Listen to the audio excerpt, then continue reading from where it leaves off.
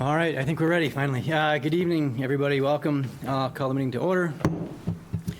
We're here for Freeport Town Council meeting number 20-23 in Town Council chambers on Tuesday, September 19th at 6 o'clock p.m. Tonight we have a full council. We have Councilor Pillsbury. Present. Councilor Fournier. Here. Councilor Lawrence. Here. Councilor Daniele. Here. Councilor Bradley. Here. Councilor Egan, our vice chair. Here. And Chair Pilch is here as well. Please join me for the Pledge of Allegiance. I pledge allegiance to the flag of the United States of America and to the republic for which it stands, one nation, under God, indivisible, with liberty and justice for all. All right. Next up, we have waiving the reading of the minutes from meeting 1823 from September 5th and also meeting 1923 from September 12th, and to accept the minutes as printed. Second. Thank you, Councilor Bradley and Councilor Lawrence. Any discussion, changes, amendments? Was that you? All right, all in favor of accepting the minutes as printed? Aye. That's everybody, 7-0. Thank you. I have two announcements tonight. The first is from the library. The Friends of the Freeport Community Library's annual book sale will be held on September 21st through the 24th in the library meeting room. Proceeds help support programming and museum passes at your library. Second, save the date for the Freeport Public Safety Open House during Fire Prevention Week. This will be Wednesday, October 11th from 5 to 7 p.m. On display will be fire equipment, police equipment, and our community partners. And we look forward to seeing you there. Any other announcements from the council?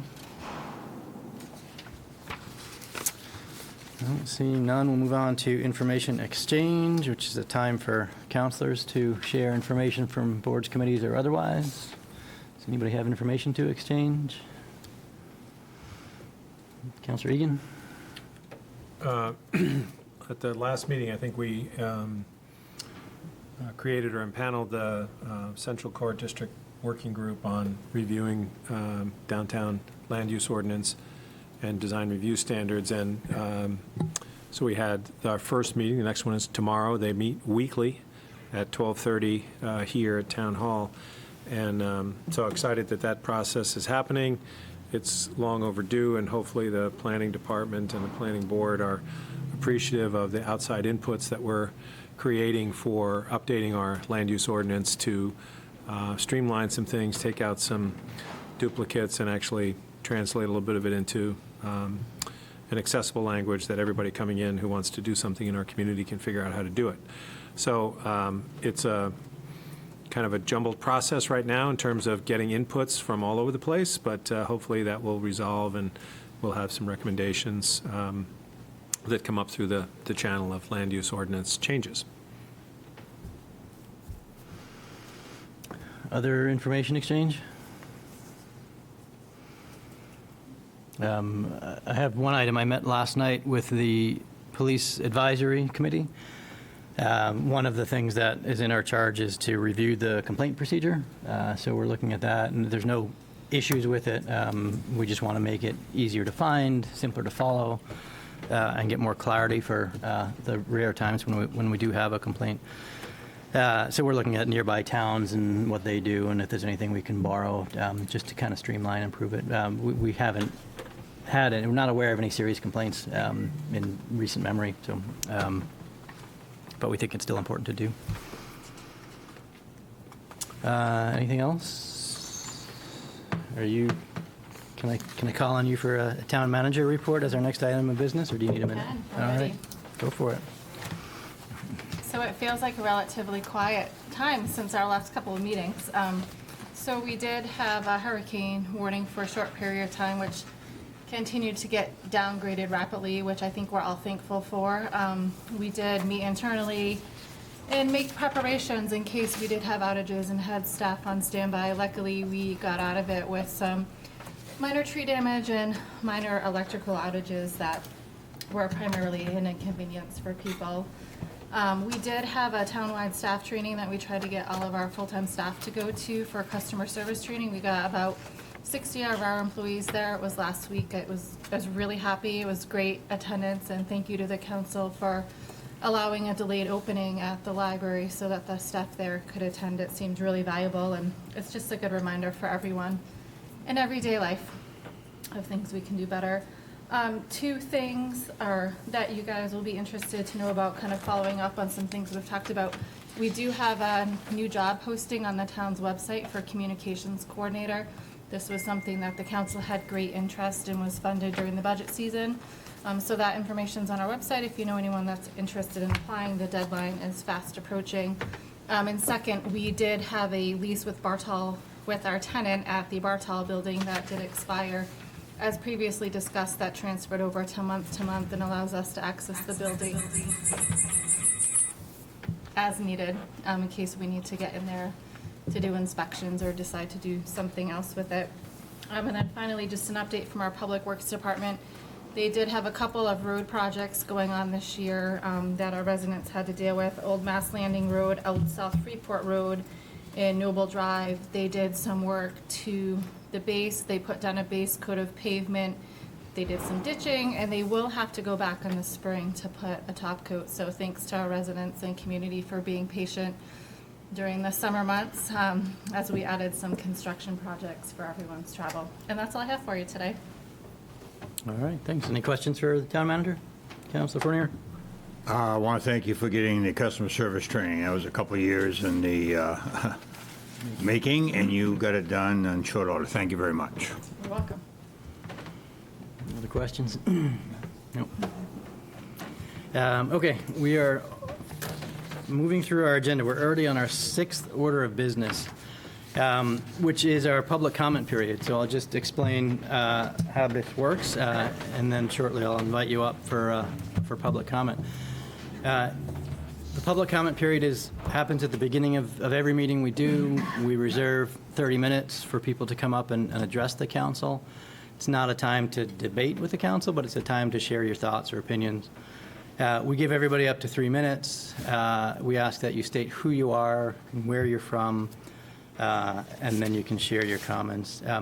If there is something that's on the agenda, we ask you to hold your comments until we get to that point on the agenda, and then we'll accept the comments at that point. So this is only for items that are not on the agenda that you want to share.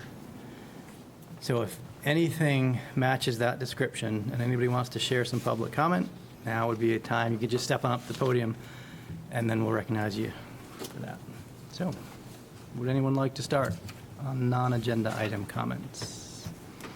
And if anybody's on Zoom who wants to speak, you can raise your virtual hand and we'll bring you over that way.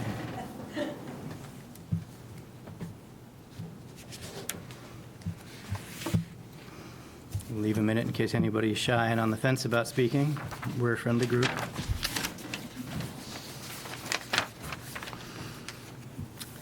Seeing no response, I will move on to our 7th order of business. So this is where we take all of our votes for the evening, followed by our other business where we have discussion. So the first voting item that we have for tonight is to consider action relative to adopting our consent agenda, which tonight has 3 items on it that we usually vote on all at once. 2 of the items are resignations from volunteer boards. The third is appointing Jessica Malloy as a voting delegate for the MMA annual business meeting. So is there any reason we need to separate any one of these items and vote on it separately? If not, Councilor Pillsbury, would you mind moving the consent agenda? Sure. Be it ordered that the September 19th, 2023 consent agenda be adopted. Second. Thank you, Councilor Lawrence. Any questions on it? All in favor of adopting the consent agenda? Aye. That's 7-0. Thank you. All right, next item is something that we've talked about before. This is a consent agreement. So I'll read the agenda item that says to consider action relative to a proposed consent agreement between the town of Freeport, Gregory and Deborah Link, and Hardy Farm Investments, Inc. for a property located at 4 Dixon Road, which is on tax successor map 1, lot 6-1. and for the purpose of enforcing and resolving violations of the following municipal ordinances: Chapter 65, Shoreland Zoning Ordinance, Chapter 21, Freeport Zoning Ordinance, Chapter 16, Floodplain Management Ordinance, and Chapter 61, Short-Term Rental Registration Ordinance. So tonight we have a public hearing on this consent agreement. Papers should be on the table if you need them. So we will open the public hearing, take any public comment about the proposed consent agreement, and then we'll bring the discussion up to the council and most likely take a vote. So with that, I'll move to open the public hearing for the consent agreement. Second. Thank you, Councilor Egan. All in favor of opening public hearing? Aye. So we're now in our public hearing with a 7-0 vote. So does anybody has anything to say about the proposed consent agreement between the town and the Dixons? As we talked about, this is the time to say it. And I'll make the same invitation to those on Zoom.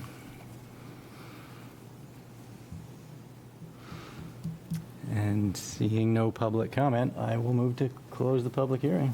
Second. We have a short, thank you. Could we have a short description of the content of the agreement? Sure. Sure, so I wanted to walk you through this because upon another final review today to fill in some of the blanks, there are a few tweaks that do need to be made to this agreement. So this is something you started quite a while ago. You talked about when our former town manager was here. There's a property that this resident purchased. They went to do some work on there, and we always look at the permitting history, and it came up that there were a series of violations on the property, many of which this property owner inherited when they purchased, but nonetheless are still violations. A lot of them are shoreland zoning violations. So the code officer had drafted a notice of violation citing, I believe there's 11 items here, and worked with the manager and the town attorney to come up with this document. And so this document would allow many of those to remain. Some of the shoreland zoning violations, like too much non-vegetated surface, they'd be allowed to keep it, but we did run this by DEP, and if at some point it gets destroyed by more than 50%, they would have to take it up. They wouldn't be allowed to keep it there. There's also some permitting questions about the number of units on the property. There is a paper trail that indicates there was an affidavit that a couple code officers ago, maybe back 70s or 80s, when they permitted a unit on this property, another unit was supposed to go away, but that never happened for various reasons, and it's existed with these 3 units as it does today. So before you is pretty much the same concept that Peter had presented to you, with a couple blanks that need to be filled in and a couple wording corrections. So if we walk you through the document, and again, this document is created to kind of respond to the violations and agreeing that how we're going to remedy some of them, or we're going to allow them to remain but go away at some point. So in number 8, the 4th sentence down, it notes that the construction of the patio and parking lot area, it says that increase the impervious surface. That should actually be corrected to non-vegetated surface, which is terminology that we use in the shoreland zone. And there's a blank there. So that non-vegetated surface on the lot, it was increased by, it should be approximately 2,850 square feet. That was a blank that just needed to be filled in. On number 11, there's a date that needs to be filled in for the notice of violation. The notice of violation will be entered or issued formally. There's been a draft floating around, but it will be finalized once we are aware of what the council is willing to agree to tonight. Most likely, that notice of violation will be issued and the consent will be signed the same day or the day after. So as soon as we have a date, we would insert that before signing. On number 11, regarding the setback of the stone patio, where it says 75 feet from the normal high water line, it should actually read the highest annual tide line. And again, that's due to the way we measure setbacks in the shoreland zone. And then finally, under K, the last violation, the applicant actually has 3 units there that he wishes to continue to use as short-term rentals. So that got mistakenly typed as 2, and that should be 3.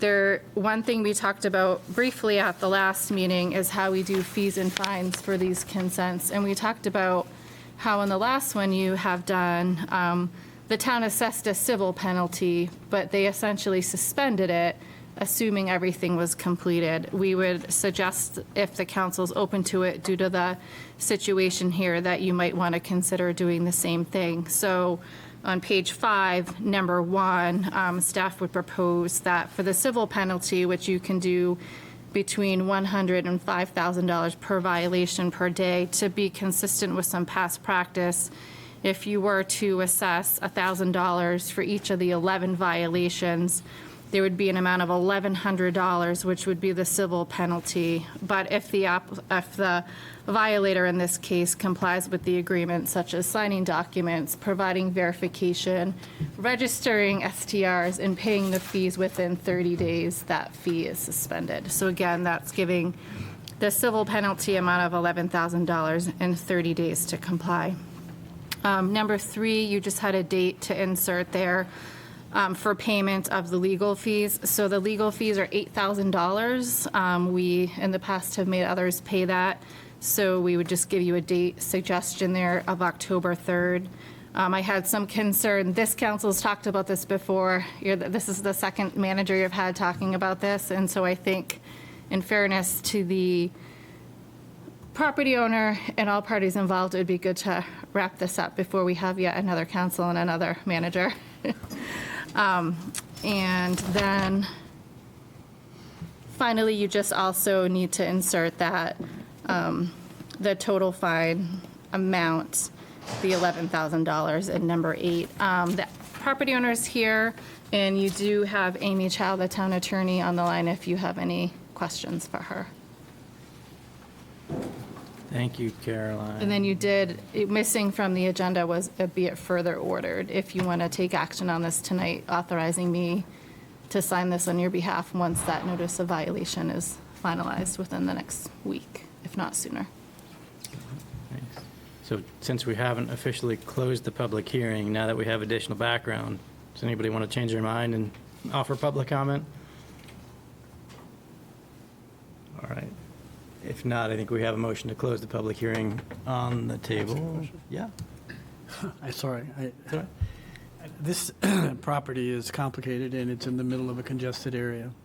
I understand that this will bind the people who are party to it and who are assuming responsibility for the violations insofar as this document is concerned. I guess my question is, since there's reference to other property owners, does this conclude any responsibility they have for anything that's going on in that area, or is that clear, or where are they and who are they? So this is clear that this applies to this specific map and lot at Dixon Road. One thing, I'm glad you mentioned that I didn't know, is we did notify all property owners within 500 feet by mail of the public hearing tonight, so they were given the opportunity and put on notice that you were doing this, but this just applies to the Lynx property.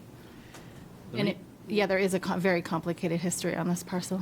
I mean, what gives rise to my question is the repeated reference to the Winter Wharf, and it seems to be somehow proximal to this wharf and under it or over it or It's connected. on this property. Is it affected by this?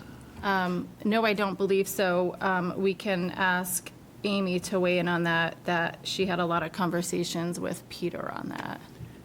Is there any ongoing responsibility that the Winters have with respect to issues like these in that area?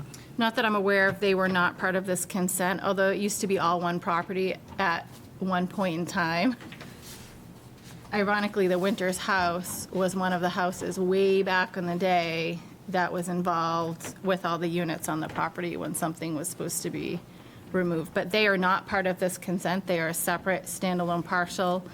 Because the Winters have a dock on this property and the property owner has a dock, there's 2 docks, which we don't typically allow here, but they have some history before the town and before coastal waters, and Greg's going to make sure we have whatever documentation we need to have the docks there. Okay, so Mark Winter isn't going to be surprised by this or chagrined or He shouldn't be. adversely affected by it. He was on the list of notified abutters, but no, this is just Greg's property. Could you ask the attorney if that's correct? Yeah, Amy, I see you're online, can you weigh in on that history, or maybe Greg could provide some Specifically with background? respect to the Winter property? Need to bring her over if she's not. I thought I did.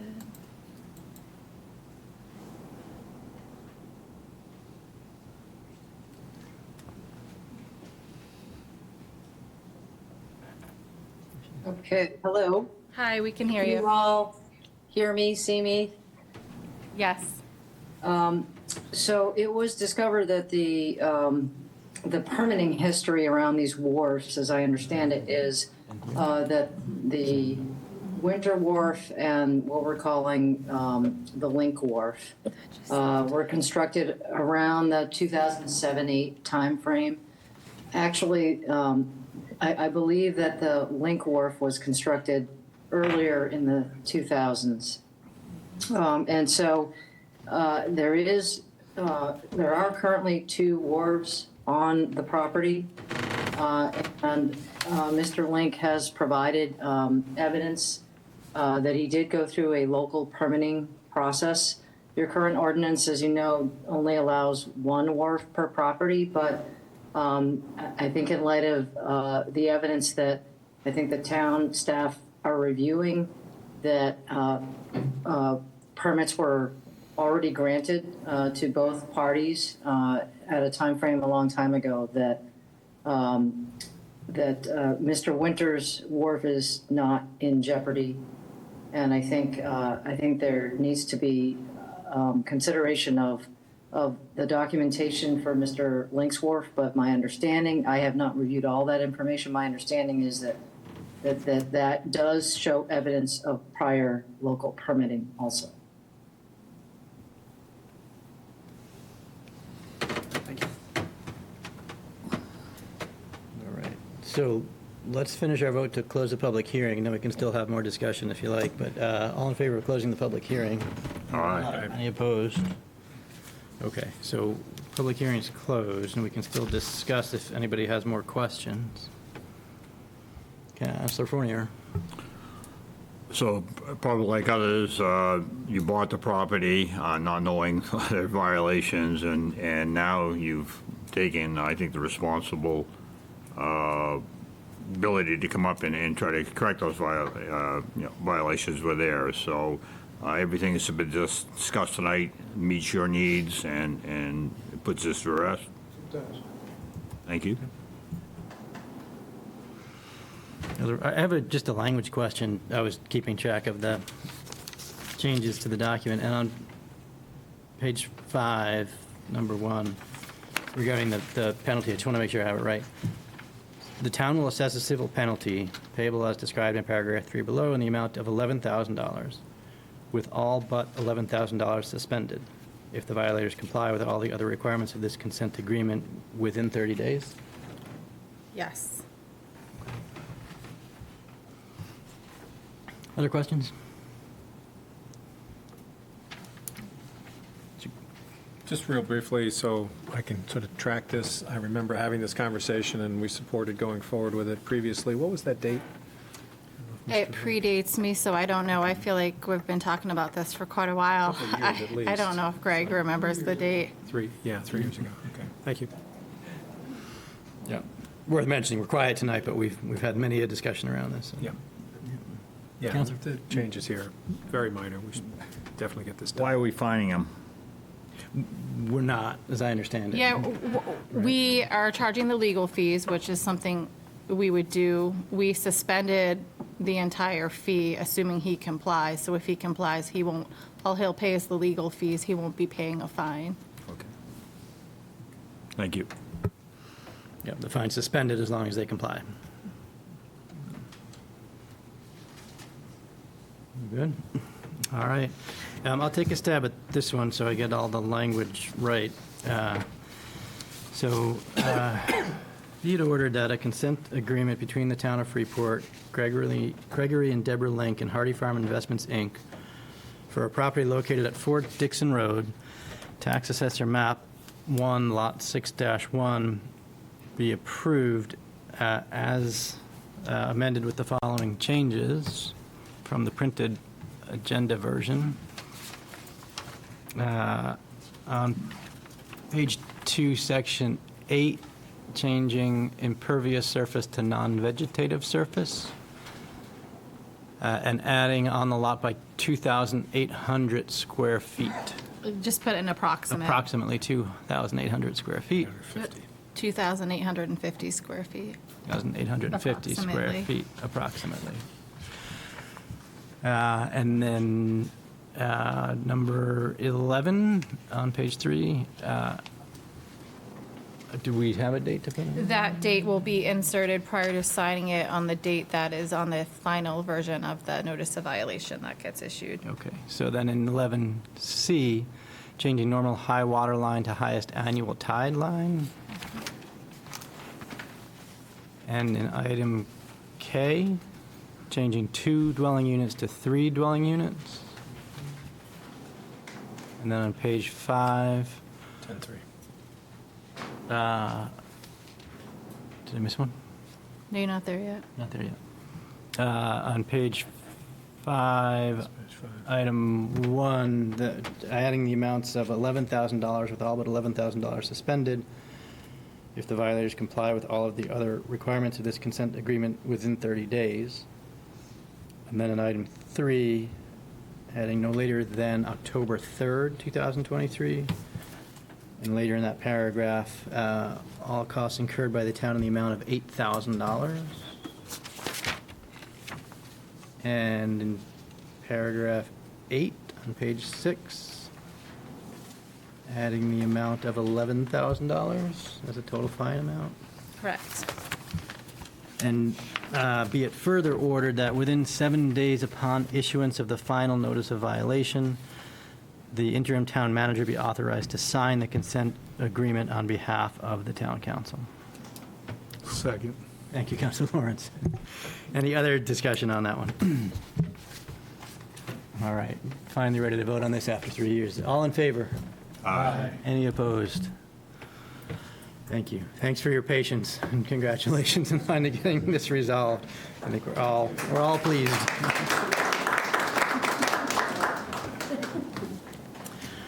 All right.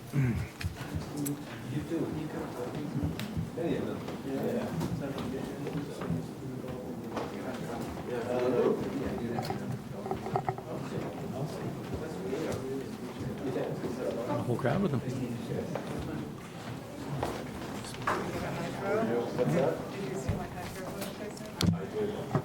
All right. Moving on to moorings. So our next item is 160-23, which is to consider action relative to setting a public hearing to discuss amendments to our coastal waters ordinance to add language to address mooring assignments outside the Harrisicot River anchorage. And I'll invite our harbor master up just to give some background on what it is we're setting the public hearing about, if you don't mind, Charlie. Yeah, if you don't mind, and just give us some background. Some background, okay. So the following changes that are before you tonight are on pages 1, 3, 7, 8, 10, 14, and 15. The long and short of it is currently outside of the Harrisicot River anchorage, which is the waters outside of Pound T, like I said, outside of the Harrisicot River. There's currently a one-time application that folks fill out when they are applying for a mooring. This is something that's been in place, to my knowledge, since 2005, I believe, is this one-time application. I've been keeping track of the moorings that I've received since 2018, which is when I took the harbor master position, but we have about 75 to 80 moorings that I essentially have no information on. So this verbiage is kind of the long and short of it, is to put all moorings in Freeport waters on an annual registration process, much like we have in the Harrisicot River through our online mooring database. Some issues that we have with a one-time application is we have, obviously properties change hands. We've had, folks move out and their mooring tackle essentially is just kind of left in the water, which, might not be a huge deal at first, but then it just becomes a hazard to navigation as it just becomes a big science experiment in the water with, tons of algae on it and whatnot. Folks aren't required to update their boat information, so, a lot of times some of the complaints that I've responded to, folks will purchase a different boat, but they don't actually realize that they have to upgrade their tackle. So, I'll have folks call me, hey, there's a boat that's slowly moving out in front of my property. Well, it's because someone put, a 30-foot boat on a mooring setup that's, spec'd out for a 15-foot Boston whaler. So that's, do you guys have any questions on that so far? It's kind of a, That's for you. Just the one big question Yeah. that we had back along, will there be a cost associated with it? And I have had a ton of people call me. yeah, so my intent, isn't obviously, to have a big cost associated with this. My intent is to have everything organized out there. Freeport, Yarmouth, Brunswick, we've seen the bulk of growth in the aquaculture industry. We have over 40 sites here in Freeport. And complaints sometimes that I do get, well, hey, how come this site is so close to my mooring right here? And I say, well, did you fill out an application for your mooring? Oh, well, no, I didn't. This is a temporary mooring. I put in a mushroom here every year or around this area. When that's not documented, it's very tough to make those kind of decisions. But the Coastal Waters Commission did recommend a $50 fee for all moorings outside of the anchorage, which is about half the price of surrounding towns, if you were to do a comparison of other, municipalities' moorings. Right now, we're one of the few municipalities actually in the state where you don't actually have an annual registration for your mooring. We're definitely the only municipality in Casco Bay. Like I said, in the Harrisega River, it's a different story, but we're just talking outside of the Harrisega River. So, but to answer your question, it was a $50 fee that the commission recommended. Councilor Bradley? As I read the, thanks. As I read the amendments, it says that fee should be left up to the town council? Correct. Yep, that's, obviously your guys' call, what you'd like to see. Adopting this ordinance doesn't set a fee. No, that was just the fee that we discussed. That wasn't set. That wasn't, It's not in this ordinance. no, I think the way we've done that before is if we put it in an ordinance, then it's a little bit more difficult to change. So we have a separate fee schedule that we can just vote on changing the fees. If we want to update it every year, it's easy to do. I guess my question is, if we consider this next time after the public hearing, will we be setting a fee? I would suggest that we do. When we So adopt the that's ordinance, part we of it. also And the adopt the And fee the that night. recommendation Yeah. from Coastal Waters is that it be $50. correct. Has there been any calculation? I can ask these questions next time. I guess I will. Thanks. Yep. Ed, I actually would encourage you to ask the questions now, because otherwise you could be in a position where you're approving an ordinance with no fee. Agreed, that's exactly what I'd like to do. Okay, that's fine then. I mean, the fee thing is problematic for me personally as one counselor. I'm sure I'm going to hear more about why a fee, what the money's for, how much money will be raised, what's it's going to be applied to, why it's necessary, all of those things that go into being, fair to the user for setting the amount of the fee. Right, yep, no, I understand completely. Councilor Fournier?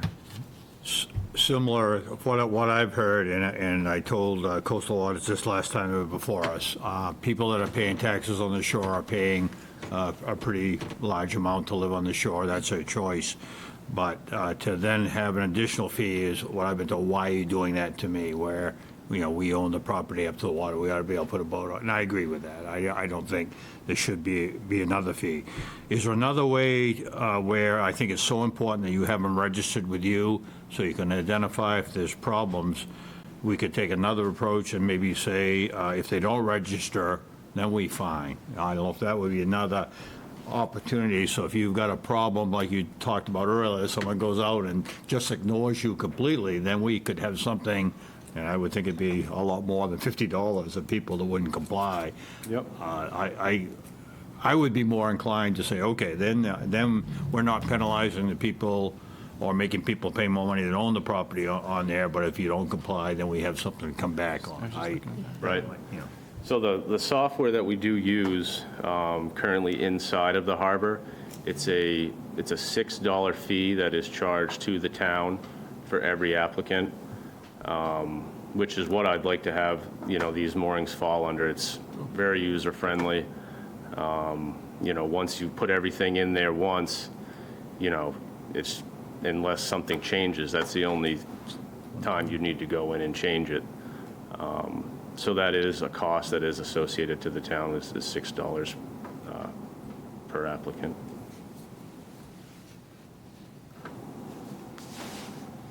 Other questions for the harbor master?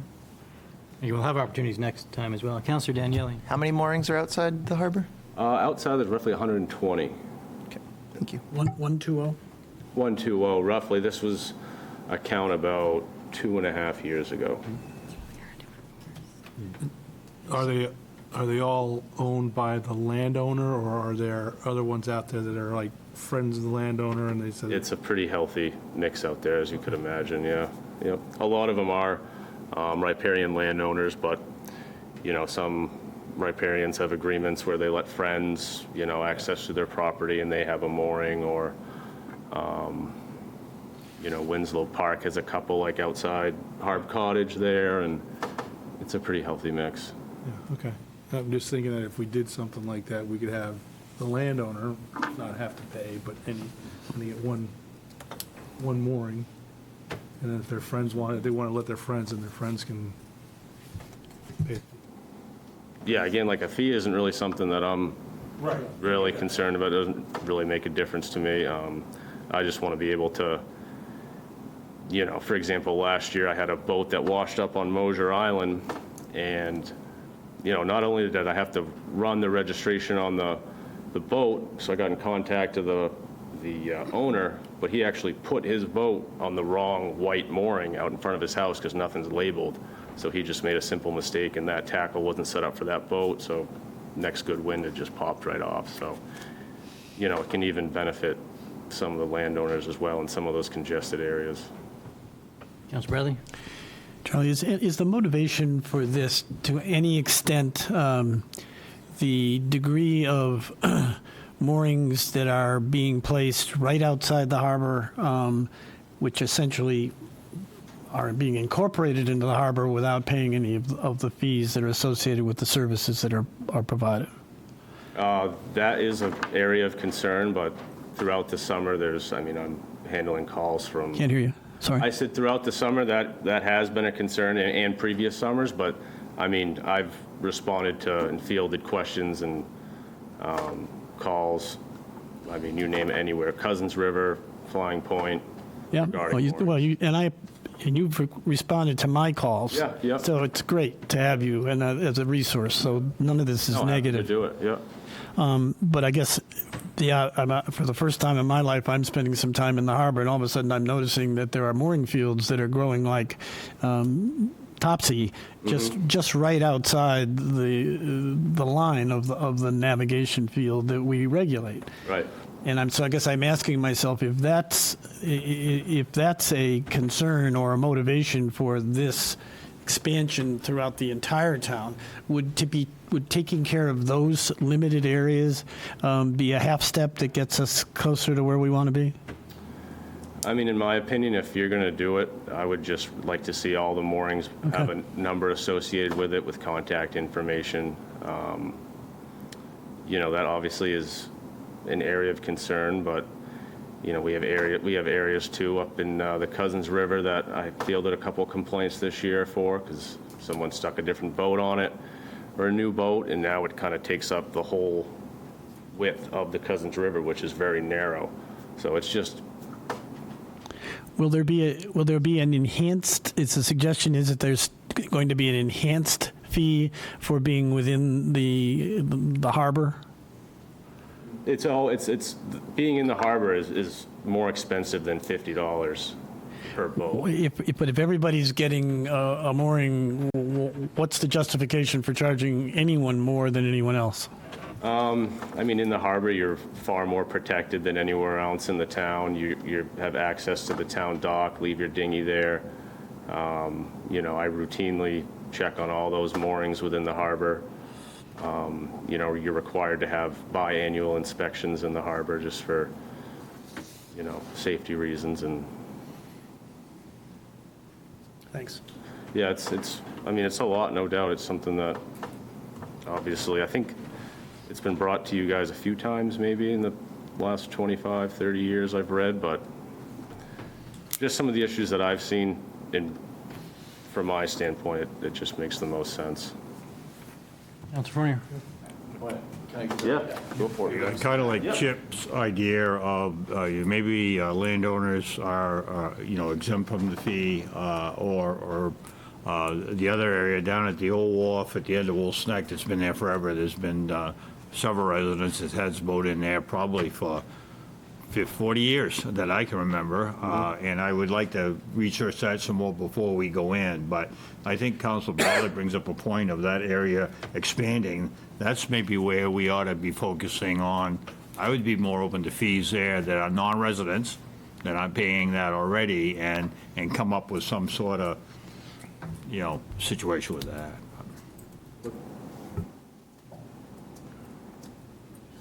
Yeah. So, I'm sorry, Mark Morrissey, I'm the chair of the Coastal Waters. So I just want to give you a background of some of the information. You kind of asked some questions. When you kicked this back to us, I think it was April of last year, the first meeting we had a standing room only, and we fielded all the questions, and we just kind of wanted to get an idea of what the issues were. About 95% of the people were appeased at the end of that meeting, maybe probably greater. They were just concerned about not losing their mooring, their historical mooring that they had there. And that was it. We had a couple people who continued through the whole process that were concerned with the fee. So we did a study from Cape Elizabeth to Harpswell, and we looked at private, we looked at town moorings, we looked at the services they had and the services we offered. And at the end of the day, we came up with a $50 fee for all moorings, inside and outside the Harrisika. This is going to be our recommendation to you, inside and outside the Harrisika, and then keep the per foot inside the Harrisika. That's going to be our recommendation to you folks. And that was based upon, we don't have a lot of services. Parking was an issue. That was a big issue. And then fee areas for dinghies, and that was another area kind of thing. So the commission came up with that whole that number. So I wanted you guys to know that there was a background, there was some study, there wasn't just some random number that we threw out there. And like I said, I think everybody's pretty happy with that, with the exception of a couple folks who just don't want to pay a fee. And we are the only area, there's no other municipality that does not charge a mooring fee in their municipality. We're the only one that has that area down there. And we found that Charlie is also responding down there. So he is providing a service down there free of charge. So is that fair to every other person that he's going down there, going to get their service, but yet not have to pay a fee? That's how we came up with that. Bradley? Was there any consideration given by the commission about the need for raising additional?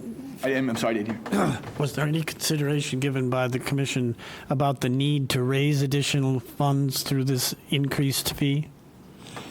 I don't think anybody really asked about like what the fees were going to go for. Is that if that's your? I mean, usually when government raises money, it's for a purpose, or it goes to a purpose, then that sort of brackets the amount that the fee or charge is associated with. And I just wondered if you guys did any of that. Did you calculate the amount of service that Charlie provides to people on moorings outside the harbor as opposed to inside, to get a calculation as to whether you needed to fairly allocate that money? No, I think that's kind of, I don't know, beyond, You didn't that do wasn't it? in the scope of what we did, no. Okay, thanks. I think that, we just, I think he spends, he spends a lot of time in the harbor, obviously, but he's outside the harbor patrolling around all the areas too. So I just thought that, yeah, we dropped the fee for inside the harbor, outside the harbor, it's all, maybe that fee it's going to be kind of a wash, a number was kind of a wash, really, but, no. So I was thinking along similar lines, and I was asking our town manager to check with the finance director about that, and sort of off-the-cuff numbers here, but it looks like we collect around $75,000 in mooring fees currently. From the harbor? Just from moorings inside the harbor. And that, in theory, should pay for Charlie's salary or assistant harbor master salary, the capital Boat. expenses for the boat, the fuel expense, and potentially the wharf itself, if you want to consider that. But anyway, I don't think that $75,000 covers all those expenses as it is. So I think I don't want to say we're undercharging, but we're not covering the expenses for our harbor master operation with the existing fees. That's your guess? That's, yeah, based on the information that we have. Okay. Councilor Egan. Mark, thanks very much for giving that context, and I'm looking forward to seeing the full body of your recommendation. I really appreciate all the work that Coastal Waters put into that. Thank you very much. Yeah, and one more thing, we did get some comment from people who have moorings inside the Harrisseekit that don't use. It said that there's a lot of, they said, and of course I kayak, so I'm the worst offender of the mooring field down there. But they said there are a lot of folks that that pay the in-town dock, in-town fees, but don't use the town facilities. So there is a healthy number of those people as well. So that's kind of why we went back and said, wait, maybe we need to reevaluate that $50 fee. Anyway. And in the ordinance, it says, I'm sure you guys are familiar with this, the Coastal Waters Commission is meant to look at the fees every 2 years and make recommendations to the council with any changes that they want. So typically, we don't see any because I'm assuming that we don't recommend any. But anyway, they have that suggestion in the ordinance that they reevaluate every 2 years. Councilor Fournier. The only one question I have, and either one of you can answer it, is what about Buston's Island? Were they included in this? Because they are their own incorporated, so I'm not sure we have the authority to go in. Yeah, so we do. I apologize for not bringing that up. So any mooring that's within 300 feet of Buston's Island shores, where it's their own entity, they have their own harbor master over there, their own process. So that was a big concern at, when we had that first initial meeting, was a number of Buston's Island residents, but we're not, which is, rightfully so, and we're not doing anything with Buston's Island. Thank you. But you'll still respond if there's an emergency of some sort, yeah. Yep. So all we're doing tonight is setting the public hearing for next time, so we can certainly have more discussion. This is proposed for our next meeting, which is October 3rd. So if you guys are all right with it, I'll suggest that Councilor Fournier read the motion. Be it ordered that a public hearing be set for October 3rd, 2023 at the Town Council meeting starting at 6 p.m. in Freeport Council Chambers, 30 Main Street, to discuss amendments to Chapter 31 Coastal Waters Ordinance and add language to address mooring assessments outside the Harrisseekit River anchorage. Second. Thank you, Councilor Lawrence. Any other discussion on setting the public hearing? All in favor of setting the public hearing? Aye. Any opposed? That's everybody 7-0. We have a public hearing on October 3rd. Charlie, while you're here, do you want to talk about shellfish, or do you want to have Darrell talk about shellfish? Okay. So the next item that's on our agenda as printed is item 16123 regarding a public hearing on shellfish ordinance updates. So I had a good conversation with Charlie and also the chairman of the Shellfish, and they would like to have a public workshop with us to discuss what's coming up, so we could table this at this point. Some of the discussion we had, well, you know, we're going to have a change in council, so you know, do we wait till that happens? And I would rather see us set a workshop with the sitting councils, because I think we can take the information we learned from that and pass it on to new council members that come on. So I'd like to see this tabled and let us set a, you know, workshop with the Commission, Coastal Waters shortly here, so. With the Shellfish Commission, yeah. Conservation. Do you have any sense, Daryl, if it's going to be like a half-hour workshop, a 1-hour workshop, or longer? What do you think? An hour would be pretty safe. An hour? Yeah. Do you have any suggestions as to when we do that? Well, I know we have a lot. We got meetings on the 3rd and the 17th of October, and then after that would be the election. So we could have a workshop before one of those meetings. We can try and do it on a separate night. Could we meet at 5 o'clock prior, maybe to the 3rd? Would that work for people? And maybe an hour prior to our meeting starting at 6? Would that be too soon? Would that work for councilors? And Councilors? The 3rd at 5? Here? Oh, we need to do that before. We could do that executive session after. If we need it. Depends, we could always change it if you need to. Okay. Yes. So any objection to 5 o'clock on the 3rd? Works for me. All right. So then I think we've got two motions, and one to set that workshop, to add that workshop to our calendar, and then another to table this item. So I'd like to make a motion that we table item number 161-23. Second. to the 17th, which would be the date after, or just indefinite? I'd rather have a workshop and then we know What we We're need to do. setting what we need to do. Yeah, that's, yeah, so why don't, yeah. So we're not setting a public hearing, we're tabling that item, and I'm guessing we might revisit that. We could put it on the 3rd, and then if you want to take action and if you want to table it again, then you could table it again. Right. All in favor of adding the workshop to our calendar for October 3rd at 5 o'clock? Aye. Being motion that, the motion to. Oh, sorry, it's wrong motion, my mistake, I apologize. All in favor of tabling this item with no date certain, item 161-23. So all in favor of tabling the item? Aye. Any opposed? So that is done 7-0. And then there's another motion to set a public workshop, add a public workshop to our calendar.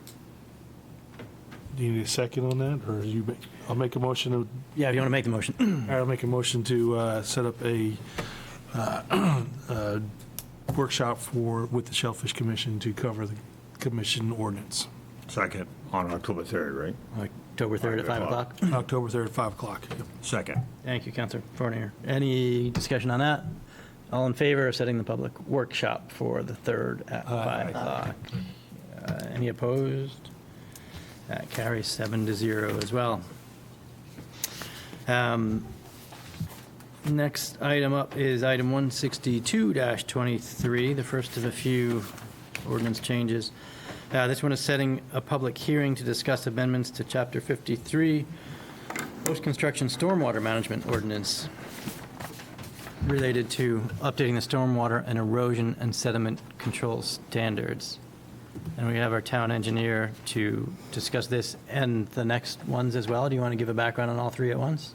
Sure. Okay. Is it okay to adjust the microphone? Nope, it is not. Sorry, just some levity for the evening.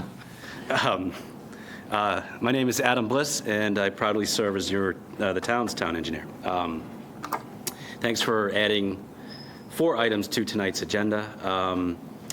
The big picture is we have a new municipal stormwater discharge permit that is administered by the Maine DEP, And within that new permit are items concerning erosion control, non-stormwater discharges, and maintenance of stormwater management devices. We've been regulated by this permit for 20 years now. Every 5-year cycle, some measures get added to the new permit. These changes are more about enforcement. And they affect 4 ordinances: subdivision, zoning, Chapter 53, which we're discussing right now, and then 27, non-stormwater. And the goal of the evening is to set public hearings for adoption in 2 weeks' time. And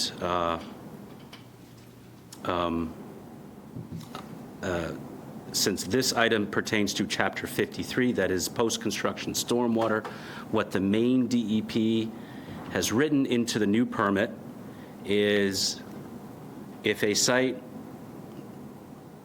is found to have requiring maintenance of their stormwater devices, whether that be a culvert or a pond, that we add a timeline for when that maintenance must be completed. So again, this is about enforcement and ensuring that sites regulated by the Maine DEP are compliant with regulations. I was told to be brief, so I'm going to pause and take any questions you may have. Councilor Fournier? Who enforces it? It's private property, so that is Nick Adams, Code Enforcement Officer. And it may be helpful to know, these are things that the town already does. We're just codifying them as required by the Maine DEP. So DEP is requiring us, but yet they're requiring us to do the enforcement? They're not going to do the enforcement? That is correct, Councilor Fournier.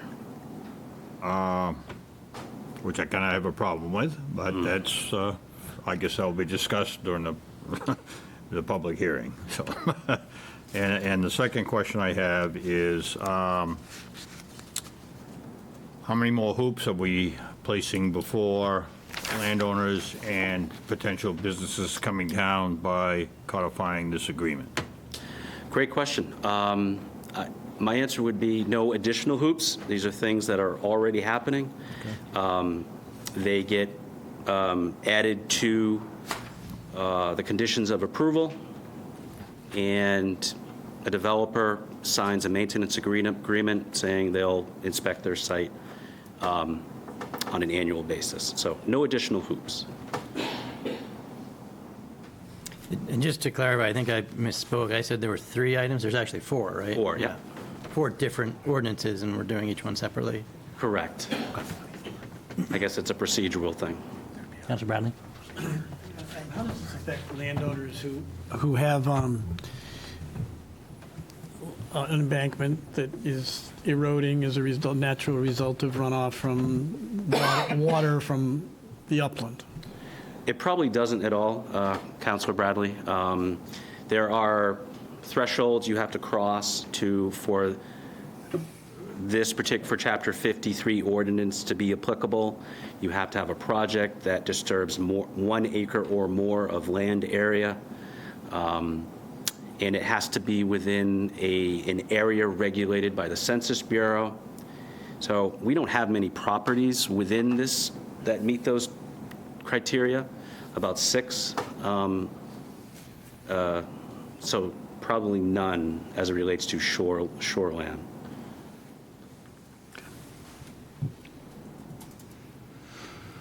Any other questions? All right, so tonight we're just setting the public hearings. We got 4 of them to set. Councilor Fournier? One question I maybe have, Caroline, I'd like to know how many enforcement items we've had that would follow this ordinance for when we have the public hearing. How many times I don't need it tonight, but when we have the public hearing. How many issues we've had with people not following the current regulations, or clarify a little bit? Or where, either not following, I'd like to see what the workload will be increasing on Nick by adopting this, number one, and how many violations out there. I just have trouble with the state telling us what we're going to do, and my understanding is no funding coming with this, which is another state, thank you. And yeah, I'd like to know how many, enforcement items we had or whatever, and what the workload would be increased if, we go along with this, so.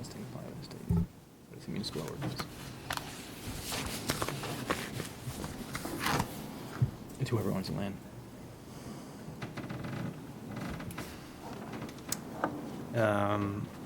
All right, you guys ready to move forward with setting the public hearings? Not Yes. committing to voting on it. So Councilor Lawrence, if you don't mind reading at 16223.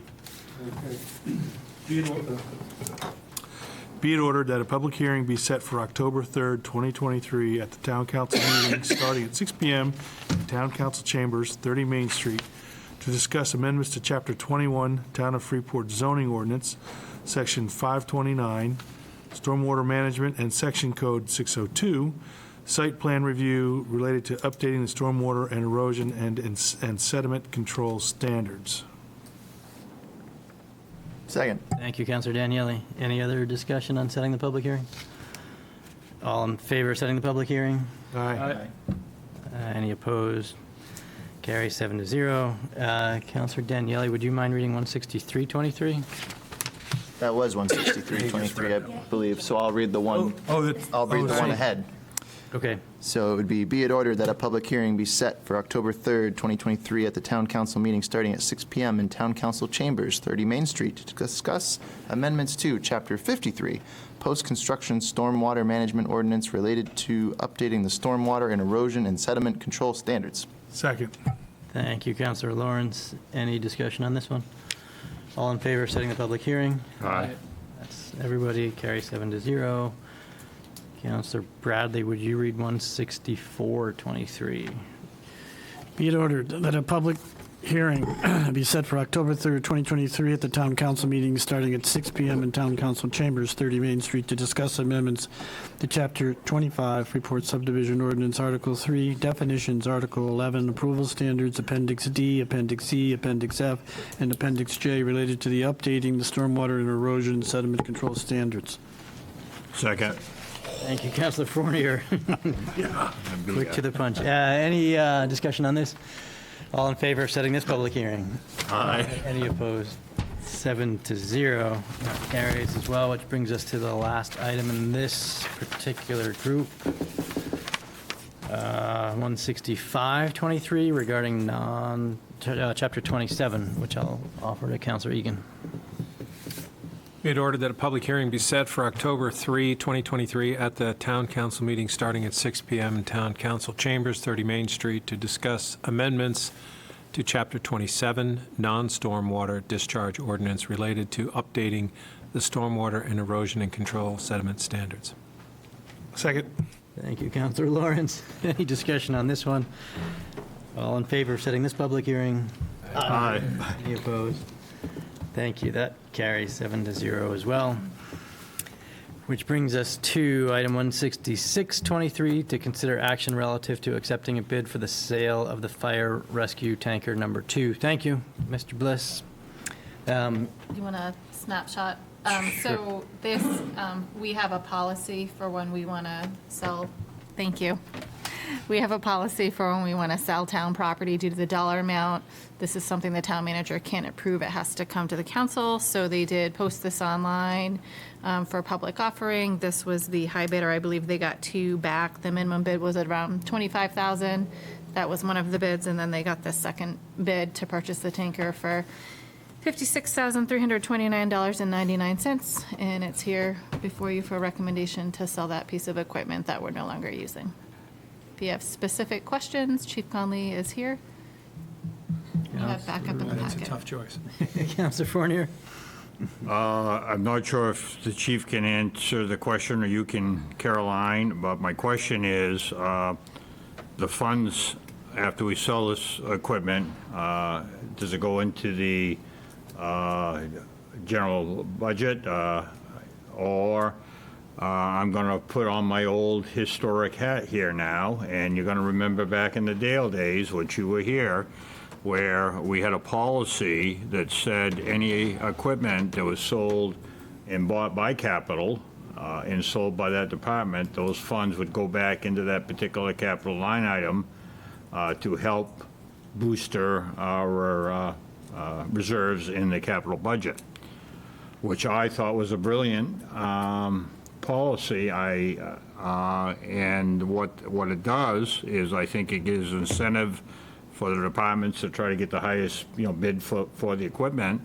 And since we're trying to increase our capital budget because our funds are kind of not where they need to be, I think this would be a good time maybe to talk about that and direct not only for this department, but any department in the town. I do not know where they go, but I did pull out the policy because I make people read them on a daily basis. So let me see if I can find that. If not, I'll have to find out for you. Let's see. I'd be surprised if it doesn't go where. Jessica just messaged me back and said, it's general fund revenue as disposition of assets. Wow. I would not be in favor of that, so maybe we'll discuss that at a later date, but. You want to revisit the policy and what happens to funds when we sell town property? Because I think you will have, there's another one we have out there too. What the old policy, boy, and I'm dating myself, so, and it could have changed, but used to be any funds that were sold that was purchased through the capital and sold, those funds went back into the capital. And then the other thing that I thought was brilliant was any funds at the end of the budget year, after all the expenses were covered or whatever, so were also put into the capital, which I thought was a good incentive program. So that could have changed. If it did change, I would like to, and maybe we don't do it tonight, maybe we need a little bit more information, but I think it's something we should look at doing. I think it's a great incentive for our department heads and to get the most, and it should go back into to help our capital expenses. Okay. Maybe we can invite Jessica to talk to us about that. I think we do that. We do the excess at the end of the year. Yeah, right. At the end of the year, we have surplus from operating funds. We make a regular deposit into the reserve. Reserves, yeah. The reserve accounts, That's which from fund the capital projects. That's from the general fund, right? It goes into the capital. Right, what we're talking about What? here is keeping,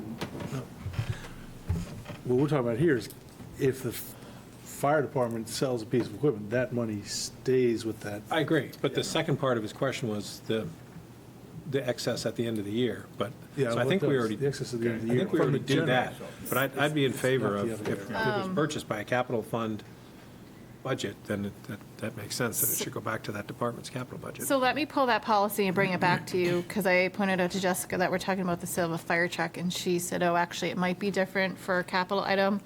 So let me go back and pull that policy. Thank you. so That would be we great. know. That would be good. Surprised. And then Yep. I have one other question. Okay. And maybe the chief can answer this or maybe not. I'm putting on my old hat again. So many years ago, we used a broker company to sell a reserve fire truck, and I actually got sold to Moose Jaw, Saskatchewan. And I did a motorcycle trip across Canada and visited the truck there. It was kind of cool. But the point of the matter is, I'm wondering if we would get more exposure, have you utilized a broker or something? I know they typically get 8 to 10%, but I think when we're trying to move a specialized piece of equipment, probably the bigger area and the more we advertise it, maybe be more successful, because sometimes we haven't been all that successful. So maybe you could give us a little history on that, Chief. So engine one was placed out on, for bid, and we got no takers on that. We set the minimum bid at $100,000. So at this point is that we need to reevaluate, maybe drop the price point, but also too is looking at the resellers of fire apparatus across New England and possibly look at, listening with one of the those vendors. Typically, they're going to charge us, 10% of the gross take of that. So We had an ambulance years ago that we tried to broker with a dealer, and basically the body at that time chose not to and said we could sell it on our own. And that ambulance sat out back the fire station for months. So we're looking at our options to, dispose of engine one on that. The other thing, I will also just kind of lead you into it. I may be back at your next meeting with a proposal, but Town of Yarmouth has offered to house that engine in their station. They've got bay space and so forth to keep it, protected from the weather. They're also looking to possibly use it as a third reserve, because they are down an engine down there. And they'd insure it, and their insurance people are the same as ours, Maine Municipal, risk management. So we're looking to put a proposal together through the manager and maybe come back here for approval to do that as we work through selling that piece of apparatus. So two things are on the table for us and work with that.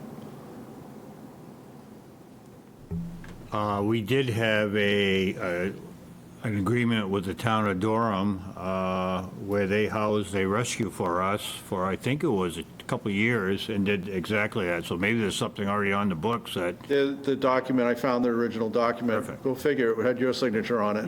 well, it was old, but that worked extremely well. Yeah, they utilized it for calls up there, and the Avenue, if we needed it as a reserve, we could pull it back in, and so forth. That worked well for us.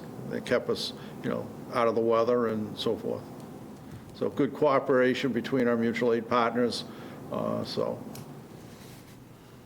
All right, if we're ready, I think Councilor Pillsbury, it's up to you to read this motion, if you wouldn't mind. It ordered that the Leeds Volunteer Fire Department be awarded the bid for the Fire Rescue Tanker 2 in the amount of $56,329.99. Second. Thank you, Councilor Fortier. Any other discussion on this? All in favor of accepting that bid? Aye. Any opposed? 7-0. Thank you, Chief Conley, appreciate that. Maybe we'll see you next meeting. To get this, so. Thanks for the work on doing that. Next item we have is item 16723, to consider action relative to appointing a fit-up grant committee. So I believe we have already established the fit-up grant program, but we haven't appointed anybody to the committee. But Brett will give us an update. Thanks, everybody. Brett Richardson, Executive Director of the Freeport Economic Development Corporation. As Councilor Pilch just mentioned a month or so ago, you all kindly approved the Fit Up program, which is a grant program to help businesses activate spaces in town. And now we're activating it. We had a good press release that went out. Maine Biz picked it up. Good exposure there. We've gotten some inquiries on that, so it's good. Not only getting the resources out there, hopefully, but also spreading the word about Freeport investing in ourselves here in town. So now it's in time to put together a committee that will make the decisions about reviewing grants and then awarding funds. This list that you have in front of you is based on what we proposed earlier. So town manager, Caroline may still be in the seat. We'll see by the time we get our first cut.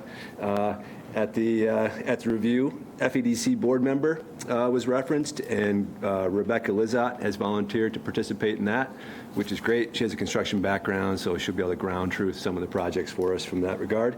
Richard Gorvet would be the representative of the as a resident. Richard was instrumental in bringing the Rue Institute Start Summit to town, so he's got good connections with the entrepreneurial world in the area, and also a really good community development background. So he'll bring a rich perspective to that committee. So really the only gap there is appointing a counselor to round out that committee. And I'm not sure how you guys decide that, if it's a foot race or... Rock, paper, scissors. Any questions for Brett or any volunteers going up? Councilor Eden? Is an even number the way to go if you're going to have votes? I think the idea is a consensus-based approach here. Okay. Yeah, it's a good question. Representation. Yeah, we thought about that, but I think it's a good point. I think consensus is key. Councilor Daniele? time commitment? When would this group be meeting again? Great question. So the deadline to apply is November 15th. So I think there would be, a 45-minute orientation meeting where we'd pull the committee together in advance of those applications coming in, walk through a policy and get on the same page for how the review would take place and how the scoring would take place. And then after that, the first window to review would be in November, awards shortly thereafter.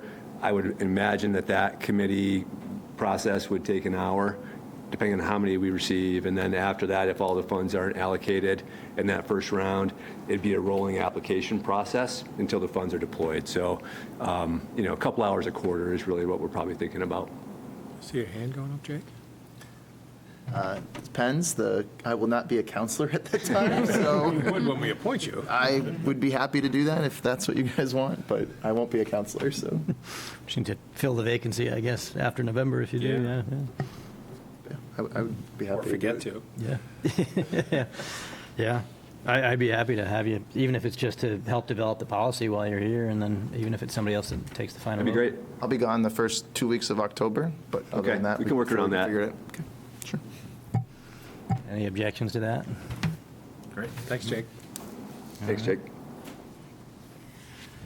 Any other discussion? So, Councilor Fournier, I think this one is up to you if you want to add in Jake's name when you get to that for item 16723.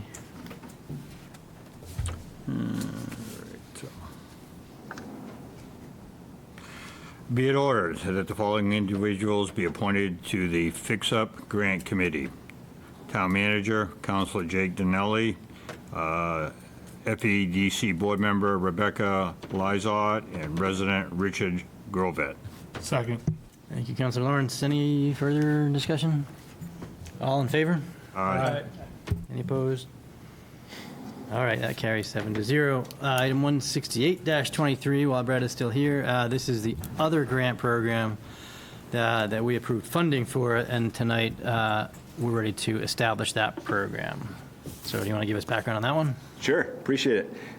So if you think about the Fit Up program really being geared towards fitting up vacant business spaces and bringing new businesses into town, the Momentum program is the other side of the coin and really designed to put resources in play to improve public spaces, have some fun with public art and installations, pocket parks, really activating spaces in town so that when visitors come to town or residents come to town, they see amenities, they see places they want to hang out, they'll spend more time downtown. So very similar to the Fit Up program. In this case, $40,000 is in play. A little bit smaller grant amount. We had talked about this program with the Downtown Task Force, and their thought was, let's do some quick hitters. Let's have a little bit lower amounts and get more resources out there. These ideas would be proposed by local community organizations and residents. So an added value is really hopefully engaging folks in this process that don't typically participate in town processes. The application window for this would be dovetailing with the Fit Up program. So it would open up on the 15th and then close on December 31st, making awards in early January. The funds would be awarded quarterly, so typically about $10,000 per quarter.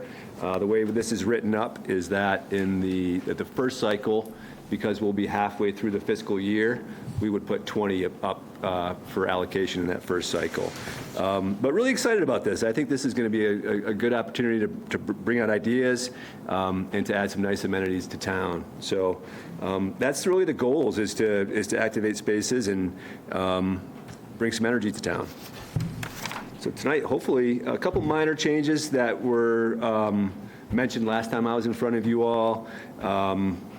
One, allowing the committee to essentially make grants at their discretion. Originally, it was written such that the council, anything over 10 grand, would come back to you all to make the final approval. And I think the idea there was that because the awards would be smaller, that we would just keep it in the committee's hands and keep it moving that way. So that change was made. Councilor Pilch, you had made a good catch that originally we talked about Village Commercial 1, but we should also include Village Commercial 2 so that we go to Mallet Drive. So that change was made as well. And then after some market research on staffing the committee, We originally had a high school student in there, and on a relatively short time frame, there wasn't a lot of interest initially at the high school level. However, we really want to bring young people into the process. So subtle tweak there, Freeport high school student or a recent graduate. I think over time, if this grant program continues and high school students see the impact and see the fun that it generates, that we'll be able to recruit some high school students that way as well. So those are the minor tweaks from last time I was in front of you, and approval would be great so we can get moving on it. Questions for Brett? I'm excited about this one. I think it's a great way for small businesses or just residents with neat ideas to improve downtown to come and get some help from the town in order to make it happen. So I'm excited about it. Councilor Egan. Sorry, Brett, going to make your face turn red here. How long have you been in this position at FEDC? 18 months or so, I think. And this, by a rough count, this is like your 10th or 12th brilliant idea that you brought forward. So thank you very much. You're really making an enormous impact. Thanks. Appreciate that. Councilor Lawrence, I think this one is yours to read if you like. Okay. Be ordered that the town council approve the Freeport Momentum Grant Program as presented. Second. Thank you, Councilor Daniele. Any other discussion, questions? All in favor of approving the grant program? Aye. Any opposed? Thanks very much, guys. 0. Thank you, Mr. Richardson. Thanks for all your work on this. All right, next up, we have our last item on the regular agenda, item 16923, before we get to other business. To consider action relative to amending the eligibility requirements and eligible equipment and services for the Electrify Everything Municipal Rebate Program. Are you going to give, and Councilor Egan's going to give us an update on this. So there's some information in the packet about the current program that we approved earlier this year. I think it was earlier this year. It might have been late last year. Earlier this year, I think. We have a non-taxpayer-based funding source for this program that we were using some federal pass-through funds to stimulate individuals, residents in the community to transition away from fossil fuel devices, whether it's equipment and tools and appliances, et cetera, at the residential level. And we initially spent a lot of time talking about exactly how it would work, and we had a lot of input from Freeport Climate Action Now, who sponsored the effort to do this, providing an enormous amount of volunteer labor. And we were pretty deliberate about how we set the eligibility and as well as the equipment list, thinking that we were trying to be very thoughtful about how we stewarded the public resource that was paying for these rebates to encourage folks to make the right decision, hopefully the right decision. And we've had less than a robust uptake, and part of the feedback, I'm going to ask Bob Stevens to come up to provide some detail on that, is that we're finding that we may have made it a little bit too constrictive. And so Bob's going to outline a couple of proposed changes that we can consider so that we can actually really sort of score some points with this program and really start moving the needle in our community and encouraging people to go ahead and apply for the rebates, make those purchases away from fossil fuel. And I find that's the sort of the best way for that to spread is when you have neighbors talking to neighbors about, hey, you know, I just bought this new electric lawnmower and I just installed a heat pump in my house and it really does work in February. So just to get folks talking to each other, we'd love to see a little bit more uptake of the program. So Bob, could you come up and just explain a little bit about the details that we're talking about in amendment? Good evening, Bob Stevens from Moose Crossing. John, thanks for setting the stage for that and introducing the item. You know, it's frankly a little embarrassing for me to stand here and have to report that we haven't done a very good job with getting the money out. And so I think, you know, what do we do wrong? The way we did publicity is we created posters, postcards. We had Freeport Climate Action had 2 or 3 events publicizing it. We most recently we written to the 33 vendors that are within 10 miles of Freeport that are participating efficiency Maine vendors, providers that our Freeport's program is tied in with. And as far as I know, there still hasn't been much response. So we took another look at the South Portland program, which Freeport's program was modeled on. And what they used, they did a couple different things. They had the income level higher than Freeport's program. They had the 100% of the area median income rather than 90%. The other major thing they did, well, one, they had a full-time director and an assistant director really to be available and handle the program. So they had people come in and they worked with them individually if necessary, which Jessica was willing to do I think if there'd been more people coming in. But the other thing they did, out of the $270,000 that they allocated for this, they used about, I think $16,000 of it for publicity, including, I think there was a saturation mailing to everybody in the South Portland zip codes. So the word got out quickly, and the response they got has been dramatic. They used all of their $262,000. They covered 92 air source heat pumps. They covered 19 water heat pumps. They covered battery vehicles, and they had 13 of those that went out at $2,000 a rebate.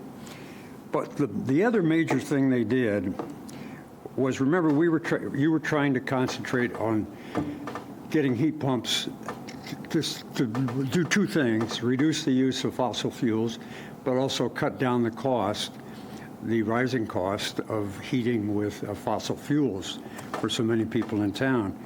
And what you decided not to do was concentrate on those. Let's forget about equipment. Let's forget about cars. Let's forget about bikes. Let's forget about lawnmowers, leaf blowers, string trimmer. We'll handle those maybe another way. Well, they put out, South Portland, for example, on bikes, 89 bikes went out under this program.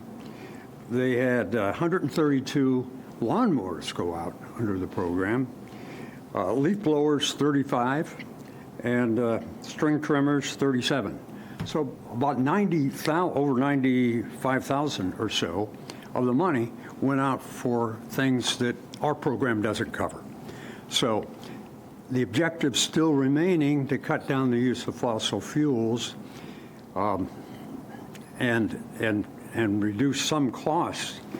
This would be more on the concentrating, if you added equipment, that would really tie in with reducing fossil fuels, and there might be a little bit less noise in town from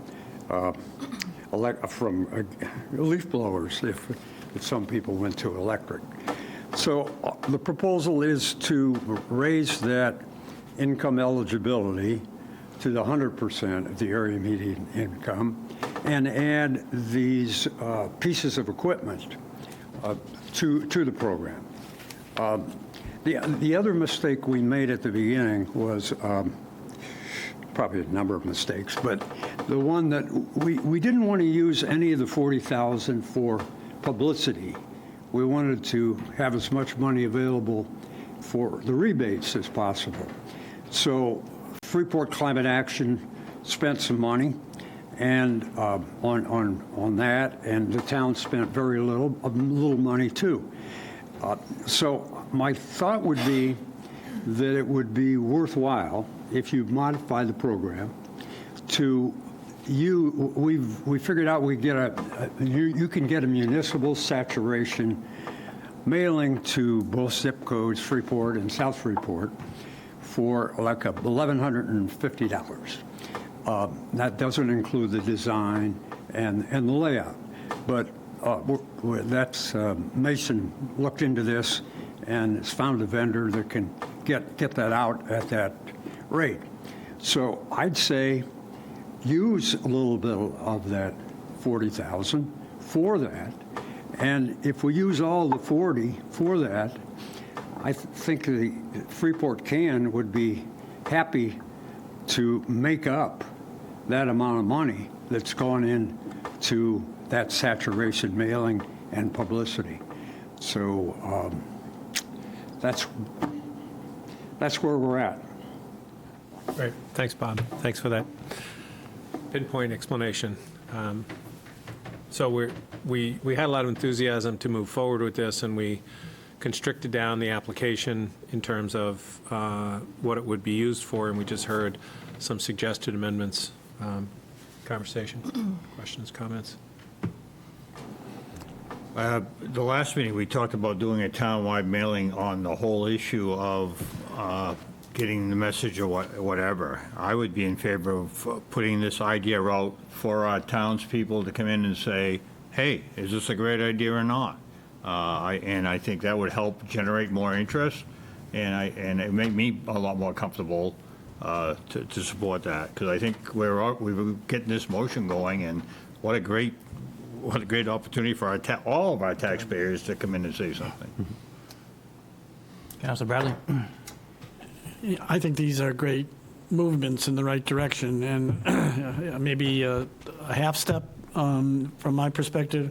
The important thing is, from my perspective, not to protect the equity or the social equity, but to get the money out to cut down gasoline consumption. So I'm going to support this wholeheartedly, but I'd like us to be thinking, in addition to what Daryl's thinking about, opening this up to everybody in town, if we don't spend it all in this next round. Because I think the important thing is to lower the temperature, show a model that will get people using non-gasoline, or stop using gasoline for all of these things. And for some reason, our town isn't going to buy into this at these income levels, then open it up to anybody. But not this time, because I think these are good ideas, and maybe they'll get us where we want to go. But if they don't, I think we should come back quickly within a couple months and say, hey, it didn't work. And I think we could get who's ever going to administer that to buy into that kind of reporting, so that we know. Councilor Lawrence? To your point about stop using gasoline, wouldn't it be better to put it towards our trails that we're trying to build so everyone could ride their bicycles in town?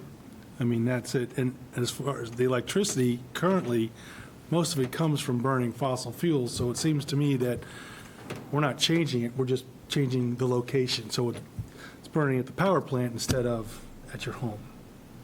So it seems to me kind of like kicking the problem down the road until we're actually at that point. May I respond? Please. Councilor Lawrence, I am with you on trails, and big time.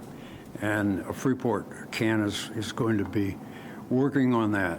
And as one member of your Sustainability Advisory Board, I'm going to be pushing action under the Climate Action Plan, suggesting to the council that we really look at ways of getting trails and getting people out. If we throw bicycles into this program, we're increasing the people who are going to be interested in transportation too. So I think it may be worthwhile to continue this, that so much effort has gone into, but not lose sight of. And if in fact it doesn't work, let's end it, and you guys decide where you want to use the money elsewhere. On the electricity, I don't know the exact number, but it's between 40% and 60% of the electricity that we get as the standard offer from CMP comes from renewable sources, mostly hydro in Quebec. So it's about half of the electricity is from renewables. Councilor Pillsbury. I mean, the money's not doing any good sitting in the town's reserves, so we do need to get it out. I support these changes. I would like to see a longer test period than Ed suggested, just because I don't know how many people are buying lawnmowers and bikes as we head into the winter. So I'd like to see that. I mean, let's revisit this at an appropriate length of time, just because we may be making a rash decision based on the season. Councilor Fournier. I will not support this tonight without input from our townspeople. We are going to do a questionnaire. We've agreed to pay for that questionnaire. I'm not sure where the rush is, and maybe we'll get a great idea that will come back if more people look at this. So as it stands right now, I'm not going to support this until we do the questionnaire. And I would really like to have this list, and maybe there's other things that they want to come in. I think we're putting the cart before the horse. Councilor Daniele. Was the $1,100 for the actual mailing portion of it?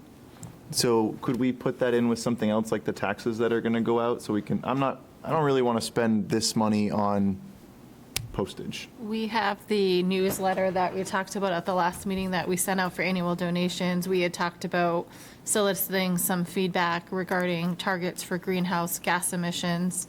I think I'm hearing two things. A, we could put an advertisement, or like we've done on social media in some places, advertising whatever program we have that point in time. If you guys want further feedback for an additional phase, then that's something we could do too. So yes. I guess I'm not sure if I need additional feedback from residents. We've already got this program doing some minor tweaks. I don't feel, I feel like I'm comfortable with that. But I would want to put some, I don't want to do a separate advertisement. So I would want to put an advertisement in that to save costs. Yeah. Makes sense, yep. Now, Mr. Chairman? for Councilor Bradley's point, I'd be in favor of what we have tonight, but I don't know that I would want to say that it's an unlimited income level, because I think that could be a little awkward to say that somebody makes a tremendous amount of income and is still getting a $2,000 subsidy from the town to buy something. So I don't know if this is the right, if increasing from 90% AMI to 100% AMI is the right number. Maybe we need to adjust it further, but I don't know that I would remove the cap entirely. So we've given out 4 of these rebates, Jessica said so far. I think the max is 2,000, but there's been some that were less. So I don't have a total dollar number, but you still have quite a bit in there. I think one thing, if you're going to go off the AMI numbers, you want to go off the 2023. I'm not sure that the numbers in here were the 2023. I think they might be the 2022. So I think that's something just having you clarify, and then we can solidify those, although I don't think they've changed a ton. And then They were late coming out this year. They didn't come out till June. They usually come out in April. yep. And then also, if you got, I'm not really sure where you guys are landing, if you're going to do something with this night for the list of equipment compared to what South Portland has and what you currently have. Right, Councilor Fournier. What initially sold me on this program, and I was skeptical, but was the investment in homes and the investment in heat pumps and the investment in insulation. Right. And I'm behind that. And it's funny, you turned me around, Bob, we come up. I don't want to expand this program. I want more push, because there's our return. If we want to have a good return, that, the heating and the cooling in this state costs us big money. I think it's premature to be looking at e-bikes, cargo bikes, lawnmowers, leaf blowers, or whatever. That money, which is also tax money, because it's HARPA money that come through, it's federal money, let's put it towards, and construction costs, guess what? They're still going up. So I'd like to try a little more to get the bigger bang for the buck and putting it in the bill. That's just me.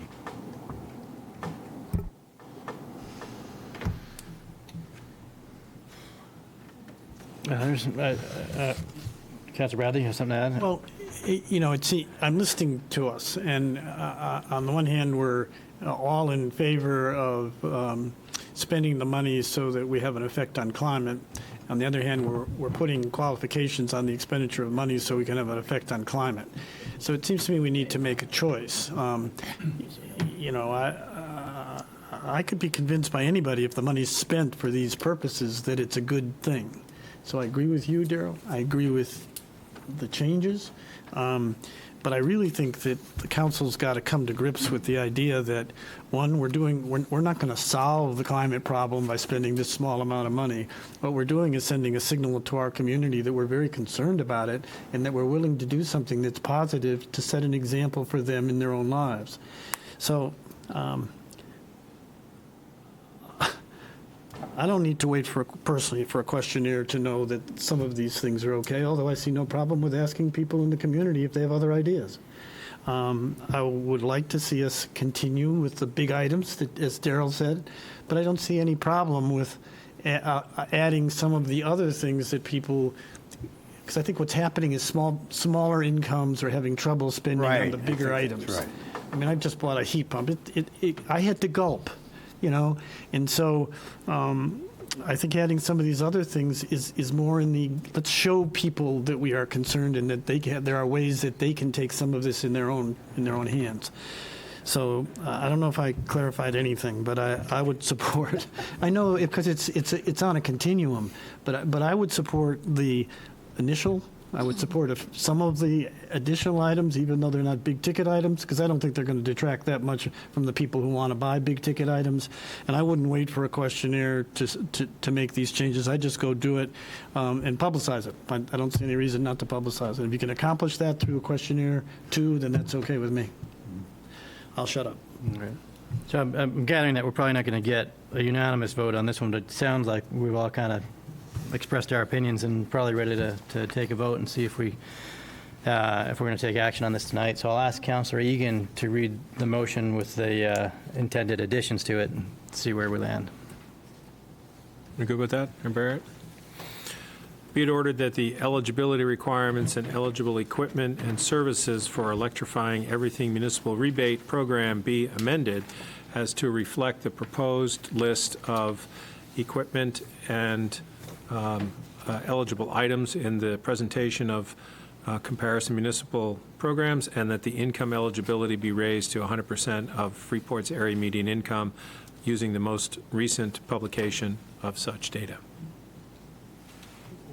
Where in that motion does it describe the items that are added? In the piece that was included with the South Portland list. Under South Portland? Right here. Do we want to go and take out any of those? Like, I think Councillor Fournier makes a good point. Like, when we originally discussed this, what was nice is that you weren't going to take the heat pump out of the house when you sold it. But if you were to leave tomorrow, your lawnmower, your e-bike would go away. Now, I don't mind helping somebody get a lawnmower. I think that's really helpful. But an e-bike could be a recreational thing that might not be needed, whereas like you're going to have a lawnmower, but you might have a regular bike. You know what I mean? Like, so I'm struggling with the e-bike portion at this, or the e-cargo bike. I might need a little more information on what that is. Yep. There were 89 of them in South Portland for what it's worth. But you make a good point, Jake. Is that an amendment to the motion, Jake? I'm asking the question of the group, like, what is everybody else thinking about e-bikes in general? I need somebody to, I need to bounce this idea. Can I try once more? Sure. Picking up on what Councilor Lawrence was talking about, which is trails and all, I think the more electric bikes we can get out there, the more support there's going to be for doing some things that will help reduce traffic and increase the use of trails. So that would be the other side of it. Yeah, I'll kind of give you my opinion, Jake. I don't know if it's going to help, but the way I'm viewing this is that we already debated, voted to set this money aside. We've struggled in that we haven't spent the money, so I don't want to. In my mind, it's not a question of should we make the money available. It's how do we make best use of this money that we've set aside for this program. Might we wind up helping somebody fund an e-bike and they move out of town to somewhere else? Maybe. Might South Portland fund someone to help them buy an e-bike and have them move to Freeport? Maybe. Are we sending a message to Yarmouth and Brunswick and Falmouth to say, hey, we've done this, South Portland has done this, maybe everybody else should do it too. So it's not a battle I would, risk the war on, but I don't have a problem with it as it's being proposed. So I'll second Councilor Egan's motion. Councilor Lawrence. Well, e-bike, isn't the whole purpose of this is to try to reduce the energy we're using that are other sources than us?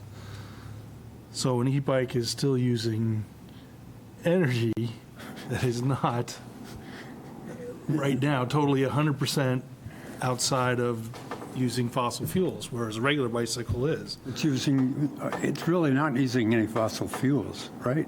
Well, I don't know where the energy's coming from. Well, it's coming 40% from of your it comes legs, from- from your legs, and you're charging electricity for it. For an e-bike, yeah, that's all I'm It's still saying is that- just an assist, by the way. It's not a full, it's all electric. I think the intent is that it's a trip you might not take by car if you have an e-bike, Yeah. right? So I bought a little electric scooter, and I use it that's a better sometimes to go answer. to Bow Street or Town Hall, and I don't use the car. I think it's more that. I get that point, but it's still, Yeah, yeah. 40% comes from renewable, Yeah. 60% comes from Yeah. fossil fuels. Nothing's totally clean. All right, Councilor Forney, you have something to add before we vote? Well, I'll bring this point up in our e-bikes, because studying fires, but New York City has had 6 devastating fires from e-bikes being stored in residence or whatever. So we endorse this, we go out and buy it, we have a fatal fire in town or whatever. Where are we? I don't know. And I don't know what that can of worms is going to be. And I think there's, as technology evolves or whatever, and again, if we want a true bang on the buck and it stays in town for the residents, even if they sell the home, it's here. So you add e-bikes, you add those items to it, I'm not going to support it. So thank you. Got it. Any amendments before we vote? So the motion on the table is to amend the program to include all the items from South Portland with the amounts that they use and to increase the eligibility from 90% to 100% of AMI for the latest numbers. So given that, it's a motion on the floor. All in favor of that? Aye. All opposed? Aye. About 5-2 with Fournier and Lawrence opposed, so the motion carries. Thank you, Thank you, Council. Mr. Stevens, and thanks to Freeport Can for helping to promote the program. And I look forward to revisiting if we need to. Get that money out. Trying. All right, so that's the end of our regular agenda. We have one item, other business, and then we are going to have an executive session after that. So, thank you for being patient. We're at the other business item, which is a discussion of the town's continued response to recent racist graffiti in the town of Freeport. And I think Councilor Egan's going to give us some background on what's been done, and then we'll have some public comment from that as well. Great, thanks, Dan.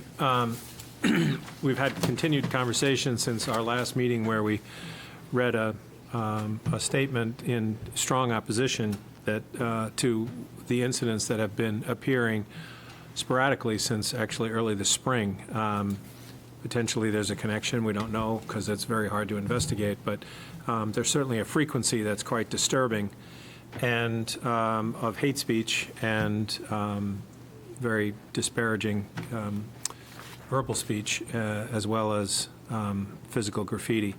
So with some rising concerns about it and generally modeling how to, I was impressed with how the community came together in June of 2020. I thought it would be a good idea to have a public forum now, quickly. So I looked at the weather, and Friday's a pretty decent day, and so I thought maybe we could have a public forum outside at Town Hall with a microphone to address the escalating number of incidents of hate speech and very disturbing graffiti. have a very small amount of actual organized agenda, but actually have a chance for people to share some of their perspectives and their responses. It will be monitored. It is not a public forum to promote any kind of speech. I certainly don't want to be doing something that's going to bring more of this activity to our public square. But I thought it would be important for residents to show up, and it's something that we could probably do in, an hour and a half, or whatever it might take. Maybe it's less time. But thinking at 4 o'clock would be a chance for people to participate. Students will be out of school. It'll be right here in Town Hall. No particular accomplishments or motive afterwards, just to reaffirm that this kind of activity is not reflective of the values that Freeport has. We are a community that's inclusive. We're welcoming new people to our community all the time, particularly just recently and last month, and that those people are finding ways to fit into our community. And so we're hopefully going to reflect those values this coming Friday at 4 o'clock. Thanks. Councilor Fournier? I'm going to think out loud here, and I don't think that's not a bad idea, but when we bring a lot of attention to this, are we fostering the hate groups? And I don't know what the answer is, John. Yeah, no, I've had that conversation 50 times in the past 2 weeks. And it's funny, I have relatives that work in the schools, and they've seen some increase in that. So what was funny, there was one school, the swastika was drawn, and they made a star out of it. There was no one come in. They redesigned it as a star. And trying to explain. So, maybe the approach of we act on this quickly, we dispel this stuff. I hate to give people that want the attention to make this a bigger issue. Boy, I don't know, John. I'm just thinking out loud here. I get it. And certainly the media response tends to sort of amplify and make it dramatic and sort of put, many times it happens to separate sides. I think we actually overcome that by having people stand up and say, this is not who we are, this is not our community, this is not something that we're going to stand by and let happen. In one sense, we don't want to be in a place where we're tolerating this kind of behavior between our residents. But in other places, we're also standing up for being able to say what we want to say, and I think that's why I want to put a microphone out there and give people a chance to say how this is reacting in their lives and tell some stories, and that may change some minds. It's a relatively small town. It may be that people show up who might know somebody who knows somebody who might have been involved or might know something about it. We don't know what those connections may or may not be. And I don't disagree with your point, Darrell, that by amplifying it literally with a town formed, are we giving the offenders just what they're looking for, which is attention to this? But I think the message is overwhelming and shouting louder than that by saying this is not who we are. Yeah, I'll like John, first, John, thank you for suggesting the idea of having a forum. I think it's a great idea, and it allows us to kind of focus our energy on doing something positive. And like you have had a lot of discussions over the last week or two around what Darrell brought up about, are you fostering attention by amplifying it? But what I've learned since then with a lot of people who've been dealing with this for far longer than I have, is just what John's saying, that I think if we keep it to be a positive message, saying this is our community coming together, saying these are the things we support, we don't tolerate these other things. So it's not so much calling attention to a bit of graffiti here or an incident there, it's calling attention to these are the things we stand for, these are our values, these are the things that we don't tolerate. So just in terms of our particular situation, I talked to the Chief Goodman, Chief of Police, last night at our meeting. He gave a bit of an update with some background, most of which we covered last time, about how difficult it is for them to take action when they don't, when they're not included in the chain of reporting. So if somebody sees something and calls the media right away, and then it's covered up, and then the police show up, there's not a lot they can do. So he encouraged folks to report any incidents, and of course to cover it up quickly after the police have had a chance to come by and investigate, which they promised to do very promptly. He promised to keep track, as he is currently doing, but to continue keeping track of any incident that has a hate-related component to it. And I've asked for him to share that information with us periodically, so that we can see if there's an increase in the trend, and we'll report that back publicly. And then lastly, I've been in touch with the Jewish Community Alliance, the JCA, about some of these discussions and how they've been responding to it, because sadly it's a community that has had to deal with these kinds of things for many, many years. So they've had some good suggestions. I invited them to come on Friday as well, and they may send someone to offer a few words. And they have a statement as well, which they're going to release tomorrow. So anyway, so those are some of the things that we've been doing. I'm also anxious to hear from the public as well. Councilor Fournier. So I'm wondering, should we look at maybe offering a reward for information leading to our either arrest or identification of the people going here? I think this is good what we're doing here, but you know what? If we truly want to get behind this, maybe we offer a $500 reward for information leading to the. So that, to me, also sends a positive message that we're serious about it.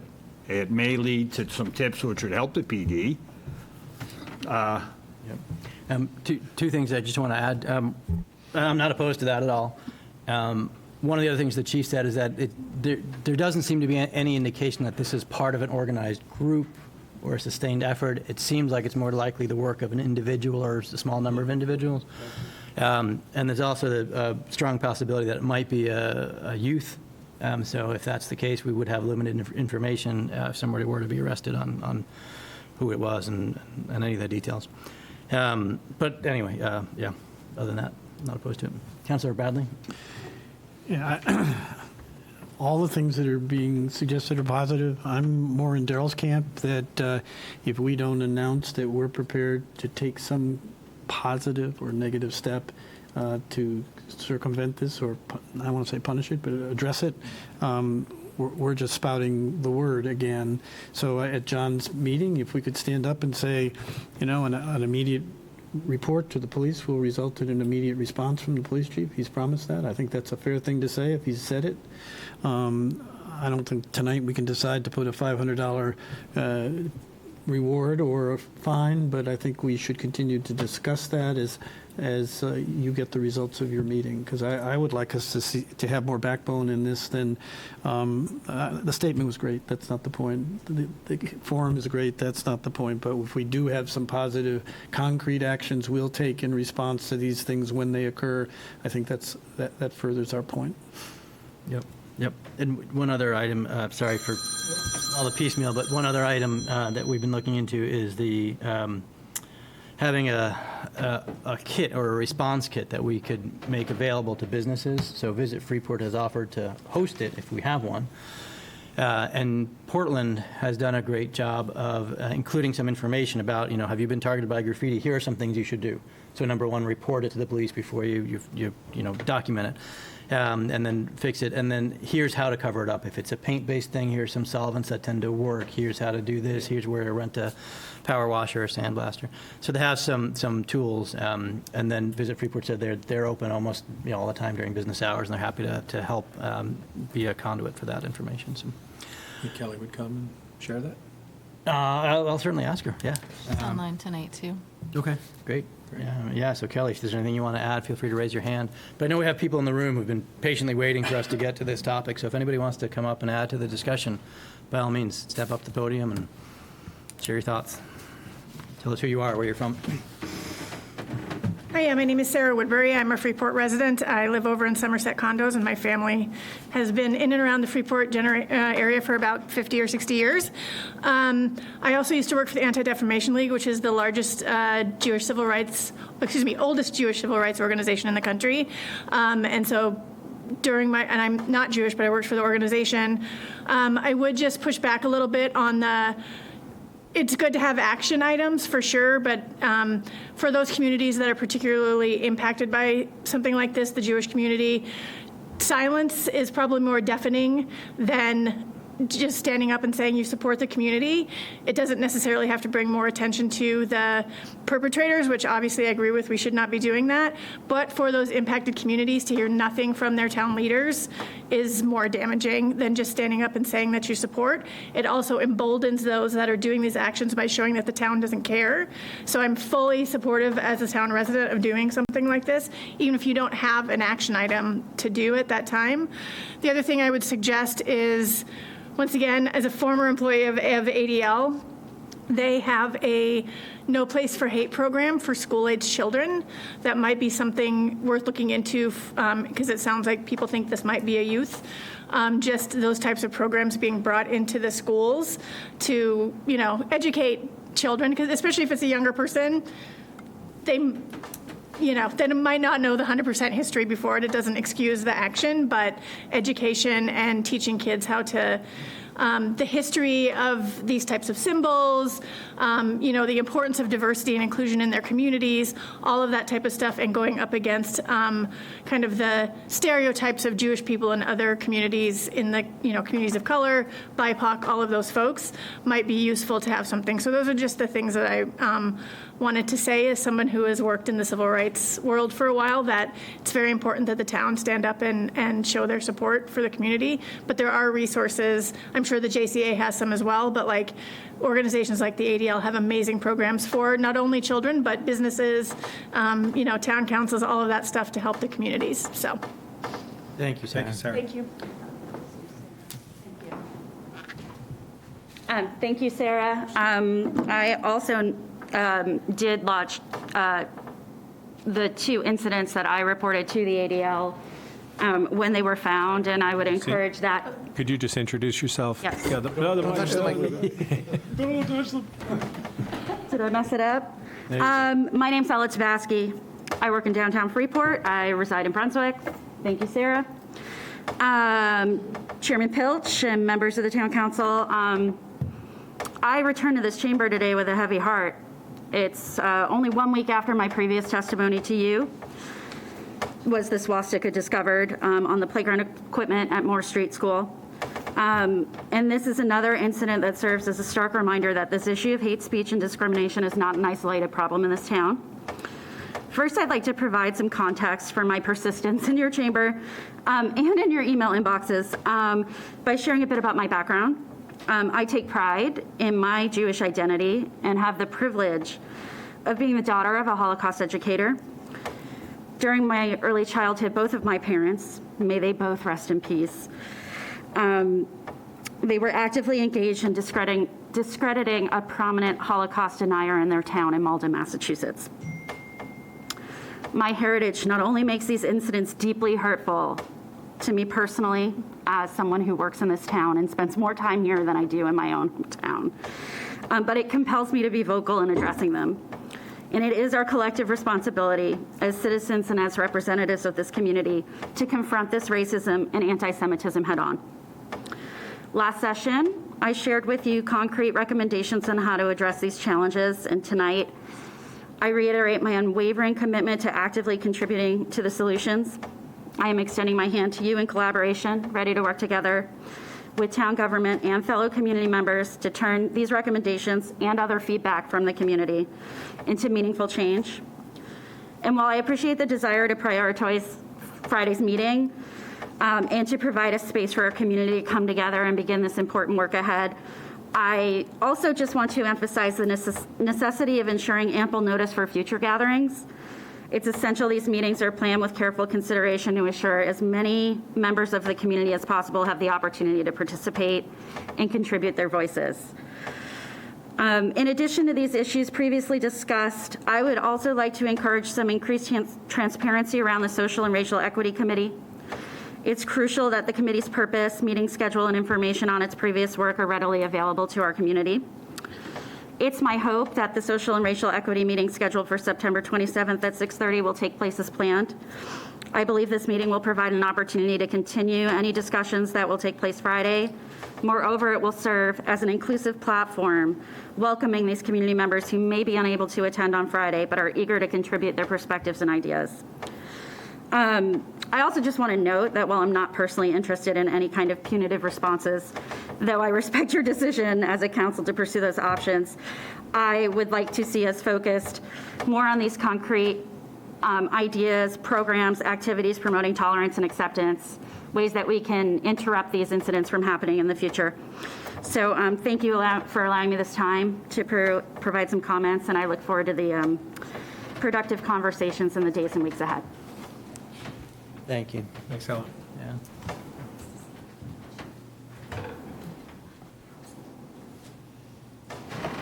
Good evening, Chairman Pilch and councilors. I'm Carol Wishcamper. I live on Little River Lane. And when this woman before said she lived here for 40 or 50 years, when I first moved here, people who lived here for 40 or 50 years were old Freeporters. And I guess I'm an old Freeporter because I've been here a long time, and I can proudly say I've lived here for 47 years. So I want to first thank you for making space on your agenda tonight at last notice. I agree with Ella that people need to know, and they need to know in a timely way. I sent out some emails last night about tonight's meeting and about the meeting on Friday, and most of the people in my networks and circles have no idea what's going on and want to know what's going on. And as Sarah said, the hardest thing in a situation like this is to have it be met by silence, because people don't know that people care. And I know you care, but you need to let us know that you care and that you're working on it, and I think these meetings are really important. The other thing I want to say, I don't have anything constructive to add, but I have a concern and just a suspicion. So it strikes me as odd that we've had the number of incidents that we've had, and 2 of them have been found and seen by Ella. It makes me wonder how many other people might have seen them and didn't report them. How many other pieces of incidents are out there that no one's reporting? So I think the meeting on Friday is important to let people know that these things are happening, to keep our eyes open, and when we see something, to let the police know, because otherwise we're condoning this.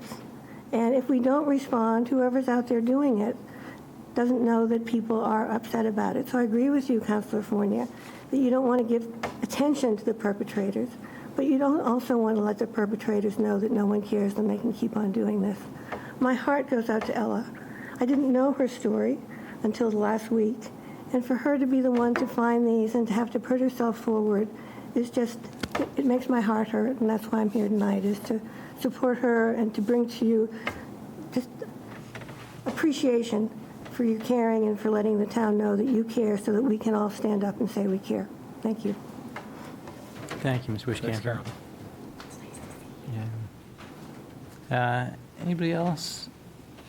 Squinting at Zoom, I don't see anybody on there. You don't have any hands up on Zoom, but you have quite a few people tuning in. Okay. So Friday, 4 o'clock, Town Hall. Anybody else have comments tonight? I have a question. Yeah.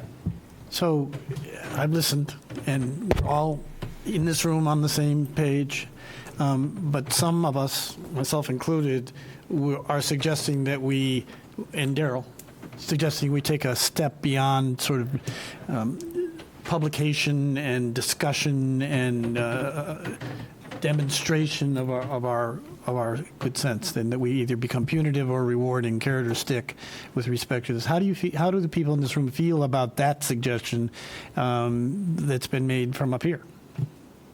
Yeah. Yeah, if you don't mind.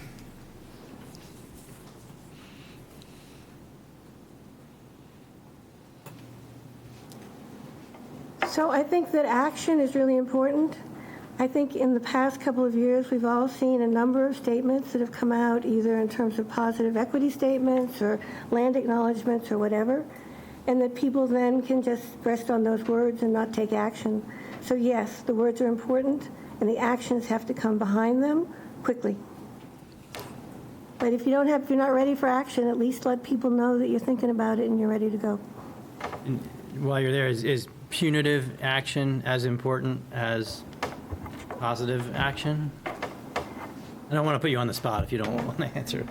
It's a tough question. My first place to go would be positive action, especially when it seems like this is not, the word professional isn't the right word, but this is an amateurish demonstration. It could be a young person.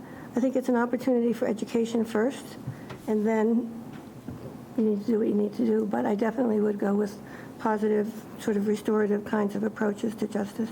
Yeah, thank you. Thank you. Can I second her? Yeah, absolutely, yeah. Yeah, seconding Carol. Carol, it's nice to see you. Ella, it's nice to see you. I agree, particularly since if this was like the Proud Boys that were coming in and demonstrating in our town and causing it, that's a different situation when it sounds like it's possible that this might be a child or a younger person. So some sort of restorative education stuff I think is more important than arresting someone. Maybe if you want to go with the maybe they're responsible for cleaning it up. Maybe they're responsible for dealing with the mess that they made. But I don't think necessarily dragging them in front of the police is the best idea. And the other thing, just in terms of the police, you mentioned that they're recording the incidents. They should be reporting any hate crimes to the FBI anyway, because the FBI tracks all hate crimes data, and that's information that's helpful to those impacted communities to to put forth programs or to find out, to track the trends and all of that type of stuff. I believe it actually might be federal law that hate crimes are supposed to be reported to the FBI, if I'm remembering correctly from my, or it's at least highly recommended if I'm remembering from my days at working with law enforcement when I worked at ADL. But I will just say that, echoing Carol, I think particularly because this is not this does not appear to be, and if that changes, then maybe we revisit what that looks like, but this does not appear to be some large group effort of the Proud Boys or the neo-Nazis or whatever coming in. It seems more like, from what we're seeing, it is young kids that need some education. Thank you. Yeah. I do. So if it's someone that's just looking for attention, is that really a hate crime, or is that someone looking for attention? That's a hate crime. That's a hate crime. I'm asking. Because No, it is. That, any type of symbolism or stuff that's a hate crime. Whether they're, because it's not the person, it's the impact that it has on the community. That's the point of a hate crime. They might not be doing it, but the impact on the Jewish community is what makes it a hate crime, the fear that it puts within that community. And I get that if it's a Proud Boys or one of these other groups, but if it's a child. It still terrifies the community that it is directed towards. Which So it doesn't matter what the intent is. No, I mean, for something like that, particularly if you're doing it publicly, you can, I think, particularly for younger folks, there's some education that can be provided there that can hopefully turn them around. But the intent, that type of stuff impacts the communities that it's geared towards more than the person that is doing that. So I would consider that a hate crime. Okay, I was just curious. Yeah, because no, it's fine. So it's, yeah. If it's a youth, it seems, or, what if it's a 5-year-old child that does that? Is that still? I'm not saying that a 5-year-old would do it, but they see a symbol. I mean, that particular symbol has had several meetings. Right. And it's been corrupted. Well, once. but since the 40s, it has not had another meeting. No, I know that, and that's what I'm saying. Yeah. And so they're looking at a book, and it has that And there's, symbol, and it's not a 1940 there still needs to be some symbol. education there. I'm not saying yeah. there doesn't need to be. I'm just asking. All right. Look forward to continuing the discussion Friday, seeing where we go, and if we need to come back, we can come back. Councilor Fournier? Maybe lesson learned, they should give more advance notice in the future. To? What I've heard tonight, it would be great, if people knew. Didn't do it this Friday, but next Friday. Yeah. A little more lead time. Yeah, But I think we're balancing, we want to do something quickly. Yeah. And not let it linger or seem like we're being silent. But yeah, come on. We also did have that statement that we put out last meeting, so, but I don't disagree that we should be doing this. It's just that. Yep. I have a question, and I also have a response regarding the statement. Nowhere in that statement did it acknowledge that it was in response to anything in particular. It just said, as a community, we don't do these things. It didn't say, in response to recent incidents of hate. And I think that's a really important distinction that was not made from that statement. It was generic and didn't really address the harms. I also just want to acknowledge that this hate speech was not just addressed to the Jewish community. There were also incidents against Black people and other people of color. So just want to acknowledge that here. My question is, what is the plan for publicizing Friday? I'm here to help, but will there be a flyer? Will it be posted on social media? I know Tri-Town Equity has already emailed about it. I know Visit Freeport plans to, but what is the town going to do to help get the word out? We don't have a lot of formal means of communication. We can certainly put it on a website. We can post it on social media. Website, cable, TV, social media. Chris, when's the municipal bulletin going out? Thursday. Yeah, and I know a lot of people on local boards and committees, just as individuals, have said when you have something you can forward, they'd like to share it. So it's more of a grassroots effort. We'll do what we can as an establishment for the town, but I think in this case, it's a lot of grassroots and people like yourself helping to get the message out. Thank you. Budget conversations, discussions about upcoming ordinances. We're facing this challenge of how do we actually communicate back out. We try and make as many channels as possible for people to communicate into us, but it's exceedingly difficult for the council collectively, particularly on short-term notice, to be able to communicate back out. Not everybody has email. It's expensive to send postcards. You don't want to be doing that every 2 weeks. So there's a big challenge, and we're actually trying to hire a communications director to get right at that issue. And will there, I didn't receive an answer. Are there still plans for the Social and Racial Equity Committee meeting on the 27th? Is that something that can be promoted on Friday as well to get more people to turn out? And that committee will be on our town website as a regular standing committee, and that is confirmed for that time and that date. Fantastic. I didn't see it on the calendar yet, so thank you. Could you just repeat that for those of us? So Social Racial Equity Committee is meeting It's the fourth Wednesday. It's our standing. fourth Wednesday at Town Hall at what time? 6:30. All right. So I'm going to make a motion that we go into executive session, and then immediately after that, we'll take a 5-minute break to reset technology and things like that. I'll second that motion. All right. First, I got to make it. I would move to. I thought you just. No, I got to read the statute. So I move that we go into executive session to consider action pursuant to 1 MRSA Section 4056A pertaining to a personnel matter pertaining to the town manager search. So that we need that the town council. I move that the town council enter an executive session. Second. Thank you. And Councilor Bradley, are you in favor? Aye. And Councilor Egan, and Councilor Pillsbury, and Councilor Fournier, Councilor Lawrence, and Councilor Daniele? Okay, thank you. Let's do it. Executive session. 5 minutes.